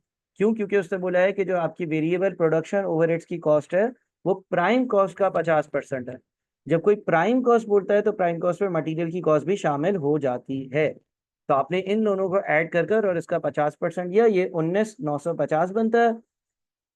फिक्स प्रोडक्शन कॉस्ट हमें नहीं लेनी है, इन दोनों का वैल्यू 36, इन दोनों की वैल्यू 363 500 आती है। वेरिएबल कन्वर्जन कॉस्ट ये है। यूनिट्स कितने हैं भाई? यूनिट्स जो है वो 100 हैं, तो पर यूनिट कॉस्ट कितनी है? पर यूनिट कॉस्ट जो होगी ना वो 36350 डिवाइडेड बाय 100, 363.5 हो। ये बात समझ में आई? आप लोगों ने बहुत ही अलर्ट रहना है कि किस तरह से आपको सवाल क्या चीज पूछ रहा है। सही है जी, क्लियर है? उसने आपसे क्योंकि वेरिएबल कॉस्ट पर यूनिट पूछता तो सवाल अलग हो जाता, variable conversion cost per unit पूछता तो सवाल अलग हो जाता। ठीक है, हर चीज से सवाल चेंज हो सकता है। अच्छा, question number 8, which of the following statements is are correct? A single set of accounting records that provides financial and cost accounts using a common input of data is known as interlocking system। और फिर बोलता है कि a system in which the books are divided into two ledgers. Cost accounts are maintained in ledger called factory ledger and other accounts are maintained in general ledger is known as integrated system. अच्छा, ये थोड़ा सा ये theoretical सवाल है, इस पे थोड़ा सा मैं आप लोगों को जो है वो बता देता हूँ। देखो, एक चीज होती है इंटीग्रेटेड अकाउंट्स। इंटीग्रेटेड अकाउंट्स क्या होते हैं? इंटीग्रेटेड अकाउंट्स वो होते हैं जहां पर cost accounting and financial accounting एक साथ हो रही है। इंटरलॉकिंग अकाउंट्स क्या होते हैं? इंटरलॉकिंग अकाउंट्स वो होते हैं जहां पर cost accounting and financial accounting अलग अलग हो रही हो। अब ये कॉन्सेप्ट इतना रेलेवेंट नहीं है, लेकिन अगर एक एमसीक्यू आया तो मैं बता देता हूँ। देखो, कॉस्ट अकाउंटिंग क्या होती है? कॉस्ट अकाउंटिंग अभी बिल्कुल ही बेसिक लेवल पर ये है कि भाई फैक्ट्री से रेलेवेंट अकाउंटिंग, कोई चीज़ मैंने बनाई तो वो बनाने में मुझे कितने की पड़ती है, कितने रुपए का खर्चा आता है, कितना मटेरियल लगता है, कितना लेबर लगता है, कितने एक्सपेंसेस लगते हैं, इस तरह की बातें। और फाइनेंशियल अकाउंटिंग क्या होती है? कंपनी ने कितना प्रॉफिट कमाया, कंपनी के पास कितने एसेट्स हैं, कितनी लाइबिलिटीज हैं, कितना कैपिटल है, कंपनी ने पूरे साल में नेट प्रॉफिट कितना कमाया। अब दो तरह के अकाउंटिंग सिस्टम्स होते हैं। कुछ कंपनीज में इंटीग्रेटेड सिस्टम यूज हो रहा होता है। इंटीग्रेटेड सिस्टम जो है उसमें क्या होता है? इंटीग्रेटेड सिस्टम में एक साथ दोनों तरह की अकाउंटिंग करी जा रही होती हैं। एक ही बंदा होता है, एक ही डेटा को यूज करता है और दोनों काम कर लेता है, और उसके सिस्टम जो है वो एक दूसरे से जुड़े हुए होता है। इंटरलॉकिंग सिस्टम में वो सिस्टम्स अलग अलग हो रहे होते हैं, अलग अलग जगह पर कॉस्ट अकाउंटिंग और फाइनेंशियल अकाउंटिंग हो रही होती है, और पीरियोडिक बेसिस पर इनकी रिकंसिलिएशन तैयार हो रही होती है, यानी कि इनका डिफरेंस जो है वो देखा जा रहा होता है। अब यहाँ पर जो पहला जो सेंटेंस देखा है, single set of accounting records that provide financial and cost accounts using a common input of data is known as integrated accounting होना चाहिए। पहला जुमला गलत है। A system in which the books are divided into two ledgers, cost accounts are maintained in ledgers called factory ledger and other accounts are maintained in general ledger is known as integrated system. Again, ये interlocking होना चाहिए। गलत है। क्या answer होगा? आपका answer क्या होगा? डी। आंसर क्या होगा? डी। करेक्ट। अच्छा, उसके बाद फिर आ जाते हैं अगले पे। Which of the following are not included in factory overheads? Factory के ओवरहेड्स में इसमें से कौन सा खर्चा शामिल नहीं होगा? फैक्ट्री की बिल्डिंग का रेंट, फैक्ट्री की बिल्डिंग का रेंट शामिल होगा या नहीं होगा? बिल्कुल होगा सर। फैक्ट्री की बिल्डिंग का रेंट बिल्कुल होगा। फैक्ट्री बिल्डिंग रेंट बिल्कुल होगा। Repairs and maintenance of factory equipment, factory की इक्विपमेंट की रिपेयर एंड मेंटेनेंस है। रिपेयर एंड मेंटेनेंस है किसकी है? फैक्ट्री की बिल्डिंग, फैक्ट्री की इक्विपमेंट की है, तो बिल्कुल ये फैक्ट्री से रिलेवेंट खर्चा है, फैक्ट्री के ओवरहेड्स में आएगा। Direct labour direct material overhead नहीं है, वो प्राइम कॉस्ट पे आते हैं, वो दोनों डायरेक्ट कॉस्ट हैं। क्या ये बात समझ में आती है? हाँ जी, जल्दी जल्दी जल्दी जल्दी कंफर्म करें। अच्छा, अगला। Armagan has provided following data to calculate the cost of goods manufactured for the month of August 2022. Material consumed 16,000, direct material की वैल्यू दी है भाई 16,000, डायरेक्ट लेबर की कॉस्ट 12,000, डायरेक्ट लेबर की कॉस्ट लिख देते 12,000। प्रोडक्शन के ओवरहेड्स दिए हुए हैं 120% of direct labour cost. Production के जो ओवरहेड्स हैं वो 120% है। किस चीज का 120% है? डायरेक्ट लेबर की कॉस्ट के। तो इन दोनों को अगर हम ऐड कर देते हैं, इन दोनों को अगर हम ऐड कर देते हैं, डायरेक्ट मटेरियल डायरेक्ट लेबर को ऐड कर देते हैं, डायरेक्ट एक्सपेंसेस सवाल में है नहीं, इन दोनों का एडिशन क्या कहलाता है? अगर डायरेक्ट एक्सपेंस होता तो वो भी ऐड करते, लेकिन वो नहीं है। डायरेक्ट मटेरियल डायरेक्ट लेबर का एडिशन प्राइम कॉस्ट कहलाएगा। प्रोडक्शन के ओवरहेड्स कितने हैं भाई? ओवरहेड्स जो है वो लेबर की अमाउंट का 120% है। लेबर की अमाउंट कितनी है? 12,000 है। 12,000 का 120% कितना है? 14,400। अच्छा, एड ओपनिंग डब्ल्यूआईपी होता है, ये हम अभी सुबह सुबह अपने लेक्चर्स में सीख चुके हैं। और लेस क्लोजिंग डब्ल्यूआईपी होता है। तो एड ओपनिंग डब्ल्यूआईपी का मतलब है 7,200 ऐड हो जाएगा, और लेस क्लोजिंग डब्ल्यूआईपी का मतलब है 8,800 माइनस हो जाएगा। तो cost of goods manufactured, cost of goods manufactured कितना बन जाएगा भाई? कॉस्ट ऑफ गुड्स मैन्युफैक्चर्ड कितना बन जाएगा भाई? ये 28,000, 14,000 ऐड, 7,200 ऐड और 8,800 माइनस 40,800 बनता है। 40,800 बनता है। क्लियर है? कोई मसला है किसी को? काइंडली मुझे बताए, जल्दी बताए, जल्दी बताए। ठीक है जी, चलिए जी अगला सवाल करें।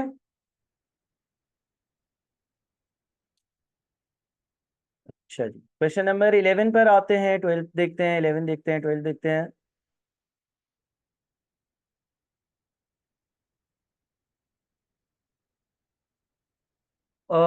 Raw material inventories of Rizwan Limited at start and end of month of June 2022 were 15 and 16,500. During the month, raw material of 112,000 were purchased from supplier and raw material of 5,000 were returned to supplier. Raw material costing 2,000 was issued to maintenance department. The raw material used by Rizwan Limited during the month of June was how much? अच्छा देखो, यहाँ पर कुछ ऐसा हो रहा है, यहाँ पर कुछ ऐसा हो रहा है कि कुछ रॉ मटेरियल इंटरनली इस्तेमाल भी हो रहा है in terms of overheads. Overheads की टर्म्स में मतलब ये है कि ये वाला रॉ मटेरियल जो है ना इस्तेमाल हो रहा है मेंटेनेंस डिपार्टमेंट में। भाई कोई ऐसी चीज आप बनाते हो जो आपकी फैक्ट्री में भी इस्तेमाल हो रही थी। अब आप क्या कर सकते हो, opening stock of raw material. Opening stock of raw material आपके पास कितना था, 15,000। अच्छा, रॉ मटेरियल परचेज, कितना रॉ मटेरियल आपने और खरीदा, आपने 1,12,000 का रॉ मटेरियल और खरीदा। रॉ मटेरियल परचेज के साथ परचेज रिटर्न, परचेज रिटर्न यानी कि 1,12,000 का रॉ मटेरियल खरीदा था, लेकिन उसमें से 5,000 का रॉ मटेरियल ठीक नहीं था और वो मैंने वापस कर दिया। तो मेरी जो नेट परचेजेस होंगी वो तो 1,07,000 होगी ना, क्योंकि मैंने जो खरीदा था उसमें से कुछ चीजें वापस भी तो कर दी। 1,12,000 की चीजें खरीदी, उसमें से 5,000 डिफेक्टिव थी, सप्लायर को बोला वापस ले लो। तो इफेक्टिवली नेट बेसिस पर मैंने 1,07,000 रुपए की चीजें खरीदी, 15,000 रुपए की चीजें मेरे पास पहले से पड़ी हुई थी। अच्छा, फिर लिखा हुआ है raw material costing 2,000 was issued to maintenance department. Maintenance department company का वो डिपार्टमेंट होता है जो कंपनी के सारी जगहों की मेंटेनेंस कर रहा होता है। यानी कि वो ये देख रहा होता है कि भाई फैक्ट्री में बिजली सही है, लाइट सही है, पंखा सही है, सारी चीजें सही है या नहीं सही। ठीक है, तो मेंटेनेंस डिपार्टमेंट जो है ना वो ये सारी चीजों को देख रहा होता है। अब मेंटेनेंस डिपार्टमेंट, आप जो भी चीज जो रॉ मटेरियल खरीदते हो वो मेंटेनेंस डिपार्टमेंट भी इस्तेमाल करता होगा। और मेंटेनेंस डिपार्टमेंट ने बोला भाई 2,000 का रॉ मटेरियल आप ही दे दो। मिसाल के तौर पर लेट से आप बल्ब बनाते हो, आप ट्यूबलाइट बनाते हो, मेंटेनेंस डिपार्टमेंट ने बोला भाई फैक्ट्री की ट्यूबलाइट्स खत्म हो गई है, हमें 2,000 रुपए की ट्यूबलाइट्स आप ही दे दो, आप बनाते हो, हमें लगानी है। अब ट्यूबलाइट बनाने वाली कंपनी या पंखे बनाने वाली कंपनी खुद भी तो पंखे इस्तेमाल करती होगी, तो वो मेंटेनेंस डिपार्टमेंट में कंज्यूम हो गया। अच्छा, ये जो मेंटेनेंस डिपार्टमेंट में कंज्यूम हुआ है ना, ये ओवरहेड्स में जाता है। ये ओवरहेड्स में जाता है, ये कंपनी का ओवरहेड है, ये कंपनी का मेन इस्तेमाल नहीं है, ये कंपनी का ओवरहेड्स का इस्तेमाल है। तो 2,000 का ओवरहेड्स में इस्तेमाल हो गया। और closing stock of raw material, closing stock of raw material जो आपके पास साल के एंड में बचा हुआ रॉ मटेरियल है, जो मेंटेनेंस में जाने के बाद सारी चीजें हो जाने के बाद बचा हुआ है, वो 16,500। अब उसने आपसे ये पूछा था कि रॉ मटेरियल यूज कितना हुआ होगा। 1,03,500 प्रोडक्शन में यूज हुआ होगा, 1,03,500 प्रोडक्शन में यूज हुआ होगा, 1,03,500 प्रोडक्शन में यूज हुआ होगा। अलबत्ता थोड़ा सा इस सवाल को मजीद क्लियर होना चाहिए था। इस सवाल में ये लिखा हुआ होना चाहिए था कि आपके पास है ना कितना रॉ मटेरियल प्रोडक्शन में इस्तेमाल हुआ है और कितना रॉ मटेरियल ऐसा है जो आपने इस्तेमाल तो करा है लेकिन वो इस्तेमाल जो है वो कहीं और हुआ हो, यानी कि किसी मेंटेनेंस डिपार्टमेंट वगैरह पर इस्तेमाल हुआ हो। बहरहाल सवाल में जो डेटा था उसके हिसाब से हमने जो है वो WIP में जो जाएगा, यानी कि जो मेन मैन्युफैक्चरिंग अकाउंट में एज रॉ मटेरियल कंज्यूम जाएगा, रॉ मटेरियल कंज्यूम्ड जो अमाउंट जाएगा, डायरेक्ट मटेरियल का अमाउंट जाएगा, वो 1,03,500 है। टोटल जो इस्तेमाल हुआ है, टोटल जो इस्तेमाल हुआ है ना रॉ मटेरियल, वो 1,03,500 का डायरेक्टली इस्तेमाल हुआ है और 2,000 का रॉ मटेरियल मेंटेनेंस डिपार्टमेंट में इस्तेमाल हुआ है, यानी कि 1,05,500 होगा। अब इससे बोले the raw material used by Rizwan limited during the month of June 2022। इसका मेरे ख्याल में अगर हम यूं बोलें कि भाई जो डायरेक्टली इस्तेमाल हुआ है वो कितना है, 1,03,500, लेकिन जो इनडायरेक्टली इस्तेमाल हुआ है वो मिलाकर कितना इस्तेमाल है, तो 1,05,500 होगा। अब इसमें जो की है उसमें आंसर ए मार्क हुआ है। बहरहाल ये एक, मैं कहूंगा कि एक ऐसे MCQ के जिसमें थोड़ी सी बहस हो सकती है, उसको यहाँ पर वर्ड यूज करना चाहिए था, रॉ मटेरियल डायरेक्टली यूज या direct material used in manufacturing. ये क्वेश्चन जो है वो मैं रिपोर्ट भी कर देता हूँ ताकि रेलेवेंट लोग इसको सही भी कर लें और अगले एडिशन में ऐसा ना हो। ठीक है जी, मैं साथ साथ ये काम कर लेता हूँ।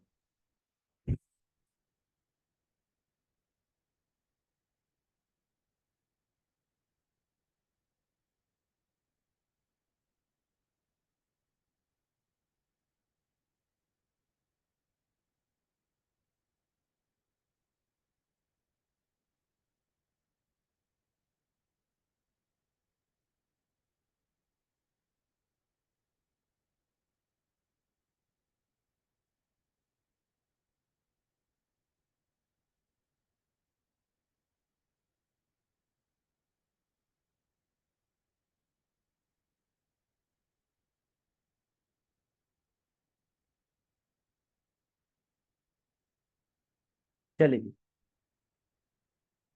सही है भाई, यहाँ तो कोई मसला। अच्छा भाई, 12 पर आते हैं। General entity to transfer the product to finish goods in integrated system. अच्छा, अब इंटीग्रेटेड सिस्टम क्या होता है? इंटीग्रेटेड सिस्टम वो होता है जिसमें आपके कॉस्ट और फाइनेंशियल अकाउंटिंग सारे अकाउंट्स एक साथ प्रिपेयर हो रहे होते हैं। अब पहली चीज जो आपने याद रखनी है वो ये है कि देखिए, चाहे कोई भी सिस्टम हो, फिनिश गुड्स का अकाउंट डेबिट होगा। फिनिश गुड्स का अकाउंट डेबिट होगा। और हमने ये एंट्री तो अभी ऊपर देखी भी थी, मैं जरा ऊपर आता हूँ। ये देखें, जब आपके पास कोई चीज तैयार हो जाती है तो फिनिश गुड्स डेबिट होता है, WIP क्रेडिट होता है। ठीक है, तो इसी हिसाब से आपकी जो इसकी एंट्री है वो क्या बन जाएगी? फिनिश गुड्स डेबिट और वर्क इन प्रोसेस क्रेडिट। 12 का आंसर बी होगा, B. B B B B B. 13 पर आते हैं। Following data was provided by Shakeel enterprises for the month of June 2022। The manufacturing cost. अच्छा, वर्क इन प्रोसेस ओपनिंग दिया हुआ है, क्लोजिंग दिया हुआ है, उसके बाद फिनिश गुड्स ओपनिंग क्लोजिंग है, cost of goods available for sale. Cost of goods available for cell, सही है। और फिर लिखा हुआ है मैन्युफैक्चरिंग कॉस्ट ऑफ शकील क्या होगी। चलें जरा इसको जरा गौर से सुनिएगा। देखिए, एक आपका होता है मैन्युफैक्चरिंग अकाउंट, एक आपका क्या होता है? Manufacturing account. मैन्युफैक्चरिंग अकाउंट में आपने एक चीज देखी कि भाई, ऊपर तो आपके पास direct material, direct labour, direct expense आएगा, फिर प्राइम कॉस्ट आ जाएगी, फिर ओवरहेड्स उसमें ऐड हो जाएंगे। सारी चीजें करने के बाद क्या आएगा? सारी चीजें करने के बाद कॉस्ट ऑफ, या cost incurred during the year, है ना? जो cost incurred during the year होगी उसमें आप ऐड करोगे क्या? Opening WIP। लेस करोगे क्या? लेस करोगे क्लोजिंग WIP। ऐसा करोगे हाँ या नहीं, बताओ? ऐसा करोगे हाँ या नहीं? Cost incurred during the year में ओपनिंग WIP ऐड होगा, क्लोजिंग WIP माइनस होगा। यहां से जो आंसर आएगा, यहां से जो आंसर आएगा वो क्या होगा? कॉस्ट ऑफ गुड्स मैन्युफैक्चर्ड या ट्रांसफर टू फिनिश गुड्स होगा। फिर आपका जो ट्रेडिंग अकाउंट बनेगा, जो आपका ट्रेडिंग अकाउंट बनेगा, यानी कि खरीदो फरोख्त पर जो चीजें बना ली उससे जो खरीदो फरोख्त किया, उसमें आपके पास सेल्स रेवेन्यू होगा। उसके नीचे आपके पास less cost of goods sold लिखा हुआ होगा। उसमें आपके पास opening stock of finish goods होगा। उसमें आप कॉस्ट ऑफ गुड्स मैन्युफैक्चर्ड, यानी कि ये वाली वैल्यू यहां पर लिखोगे। इसमें से आप क्लोजिंग स्टॉक फिनिश गुड्स का जो होगा वो माइनस करोगे। समझ आ रहा है या नहीं आ रहा है? क्लियर है ये? ऐसा कर कर आपके पास कॉस्ट ऑफ सेल्स आएगा। कॉस्ट ऑफ सेल्स आपके सेल्स रेवेन्यू में से माइनस होगा, तो फिर आपका ग्रॉस प्रॉफिट आ रहा होगा। इन चीजों को देखते हुए, इन चीजों को देखते हुए क्या कर सकते हैं? इन चीजों को देखते हुए हम ये कर सकते हैं कि अब इससे क्या लिखा है? Cost of goods available for cell. अच्छा सर, ये cost of goods available for cell क्या होता है? इसके लिए मैं यहाँ पर एक और चीज यहाँ पर एडिट करता हूँ। Opening stock of finish goods, जितना मेरे पास स्टॉक था, plus cost of goods manufactured, जो मैंने चीजें बनाई, इन दोनों को जब ऐड करते हैं ना, इन दोनों को जब ऐड करते हैं, जो चीजें मेरे पास पड़ी हुई हैं और जो चीजें मैंने बनाई, तो आता है cost of goods available for cell. ये वो चीजें हैं जो बिकने के लिए मेरे सामने पड़ी हुई हैं। ठीक है, cost of goods available for cell का मतलब है ये वो चीजें हैं जो मेरे सामने पड़ी हुई है, मैं बेच सकता हूँ। इसमें से ये नहीं बिकी तो ये बेच दी है हमने। तो इसका मतलब ये हो गया कि कुछ मैं यहाँ पर एक बात लिखता हूँ, मैं ये लिख सकता हूँ opening stock of finish goods, opening stock of finish goods plus cost of goods manufactured is equals to cost of goods available for sale. ठीक है, आपके पास जितना स्टॉक पड़ा हुआ था प्लस जितनी चीजें आपने बनाई, इन दोनों को ऐड करने से cost of goods available for cell आता है। उसमें से जब closing stock of finish goods minus हो जाता है तो कॉस्ट ऑफ सेल्स आ जाता है। अब आपके इस पर्टिकुलर सवाल में आपको ओपनिंग स्टॉक दिया हुआ है, ओपनिंग स्टॉक जो फिनिश गुड्स का है वो कितना है, 30,000 और 600। क्लोजिंग स्टॉक भी दिया हुआ है और cost of goods available for sale भी दिया हुआ है।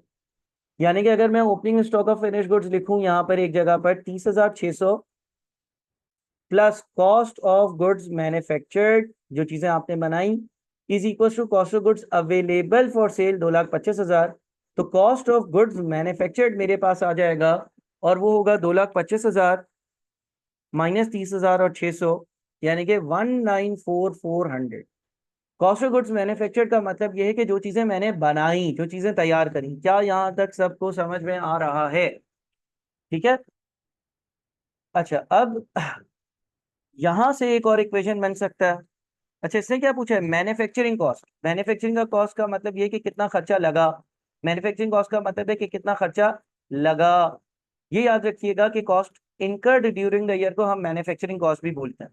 Cost incurred during the year को हम क्या बोलते हैं, मैन्युफैक्चरिंग कॉस्ट भी बोलते हैं। भाई इस साल इतनी मैन्युफैक्चरिंग की कॉस्ट लगी, इतने इतनी मैन्युफैक्चरिंग की कॉस्ट लगी। सो हम ये कह सकते हैं कि manufacturing cost plus opening WIP minus closing WIP is equal to cost of goods manufactured. अब हमें मैन्युफैक्चरिंग कॉस्ट ढूंढनी है। ओपनिंग डब्ल्यूआईपी जो वर्क इन प्रोसेस का ओपनिंग है वो आपके पास 16,300 दिया हुआ है।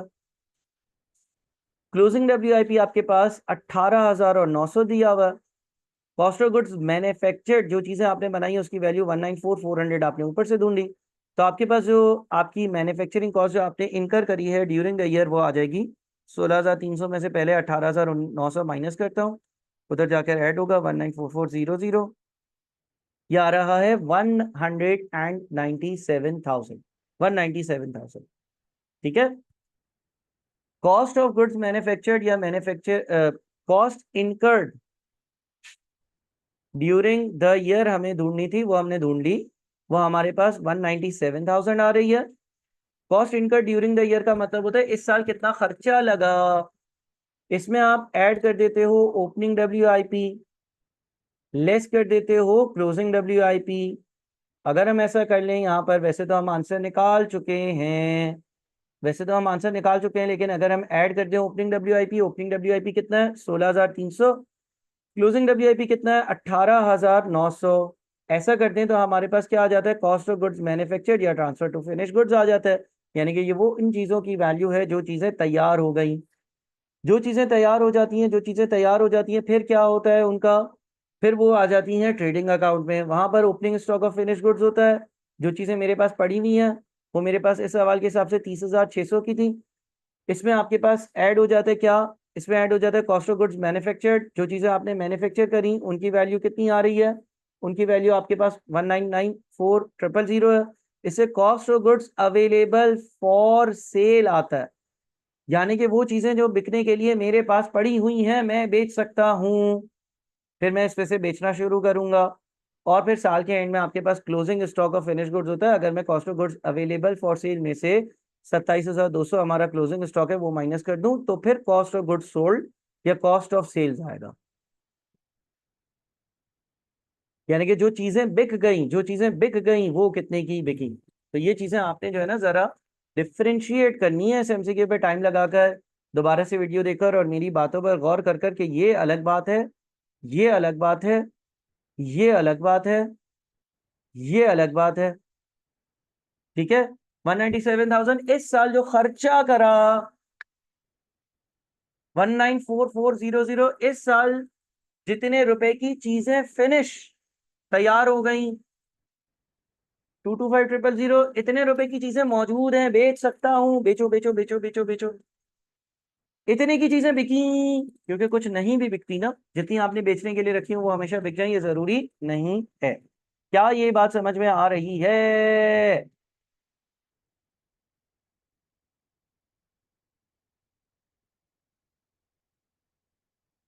ठीक है जी। अच्छा जी, आगे बढ़ते हैं, आगे बढ़ते हैं, आगे बढ़ते हैं, आगे बढ़ते हैं, और अगला सवाल देखते हैं। सही है, आगे लिखा हुआ है calculate the amount of production overheads from the following data. आपको एक डेटा दिया हुआ है और बोलता है कि प्रोडक्शन ओवरहेड्स का क्या अमाउंट होगा, प्रोडक्शन ओवरहेड्स कितने रुपए के होंगे ये बता दो। रेंट ऑफ बिल्डिंग 250,000 है, 60% रिलेटेड टू फैक्ट्री। वही बात हो गई कि यहाँ पर फैक्ट्री और हेड ऑफिस दो जगह होंगी, तो फैक्ट्री का जो रेंट है वो कितना होगा, 2.5 लाख का 60% ले लेता हूँ। अच्छा, पावर कॉस्ट, पावर कॉस्ट यानी कि इलेक्ट्रिसिटी का खर्चा, पावर कॉस्ट लिख देता हूँ। पावर कॉस्ट कितनी है, 1,40,000 है। उसके बाद आपके पास free sample to customers, customer को कोई फ्री सैंपल दिए। फ्री सैंपल कस्टमर को क्यों देता हूं, प्रोडक्शन के लिए, ताकि वो आकर मजदूरी करें और चीजें बनाएं, इसलिए देता हूं? नहीं, ताकि मेरी चीजें बिकें। ये सेल्स का खर्चा है, मार्केटिंग का खर्चा है, ये शोरूम वालों का खर्चा है, मेरा खर्चा नहीं है। स्मॉल टूल्स, भाई कोई छोटे मोटे टूल्स इस्तेमाल हुए प्रोडक्शन के दौरान, जिस तरह से स्क्रू ड्राइवर है, पेचकस है, ठीक है ना, ये सारी चीजें जो है वो इस्तेमाल हो रही हैं, वो खोती भी हैं तो वो उसका खर्चा हो जाता है, मतलब नहीं देनी पड़ती हैं। मेंटेनेंस ऑफ मशीन्स, मेंटेनेंस है किसकी, मशीन्स की, मशीन्स की मेंटेनेंस ऑफ मशीन्स। मशीन्स क्या है भाई, मशीन जो मैं बनाऊंगा उनकी मेंटेनेंस है, 66,600 की, ये फैक्ट्री का खर्चा है। स्टेशनरी कॉस्ट, अच्छा सर स्टेशनरी तो फैक्ट्री में भी इस्तेमाल हो सकती है, अगर हो रही होती तो स्पेसिफिकली ये मेंशन करता कि कितने रुपए की स्टेशनरी फैक्ट्री में इस्तेमाल हुई है। अमूमन आमतौर पर फैक्ट्री में स्टेशनरी इस्तेमाल इतनी ज्यादा नहीं होती, लेकिन जिस तरह से रेंट के बारे में इससे लिखा ना कि बिल्डिंग है एक और उसका रेंट जो है उतना फैक्ट्री पर जाएगा, तो इसी तरह से स्टेशनरी के बारे में लिख देता। स्टेशनरी के बारे में अगर कुछ ना लिखा हुआ हो तो एक जनरल अंडरस्टैंडिंग है तो वो कि वो मेरे शोरूम की या सेल्स डिपार्टमेंट की या एडमिन से रेलिवेंट की कॉस्ट है। तो ये आ जाता है 369,400, यानी कि 14 का ए आंसर हो गया। 15, which two of the following statements are correct regarding over absorb production overheads. ओहो, चलिए जी, इसको थोड़ा सा अभी आप इग्नोर करें, ओवरहेड्स का जो चैप्टर है वो मुझे आप लोगों से डिस्कस करना है, उसके बाद हम इस पे जा सकते हैं, अभी हम इस पे नहीं जा सकते हैं। अंडर ओवर अप्लाइड जो है वो एक किसी क्लास का टॉपिक रखेंगे जिसमें उसको डिस्कस करेंगे। सो भाई आज के दिन हमने बहुत सारी डिस्कशन करी, अगेन नॉन स्टॉप एक और हमारी क्लास हुई, हमने उसमें बहुत सारी चीज़ें मैन्युफैक्चरिंग अकाउंट की डिस्कस करी आप लोगों के साथ। एक लॉन्ग क्वेश्चन करा और 14 शॉर्ट क्वेश्चंस करें। उम्मीद है कि आपको सेशन पसंद आया होगा, अगले सेशन में मजीद चीज़ें डिस्कस करेंगे। Thank you so much. जो जो चीज़ें डिस्कस करी हैं आप लोगों को चाहिए कि वो आप खुद भी लिखें, दोबारा से 2-3 बार उन चीज़ों को देखें, क्योंकि जब तक आप देखेंगे नहीं, खुद लिखेंगे नहीं, दोबारा से वीडियो को गो थ्रू नहीं करेंगे तो कोई फायदा नहीं बनेगा खास। सो इस चीज़ का ज़रूर ख्याल रखिए।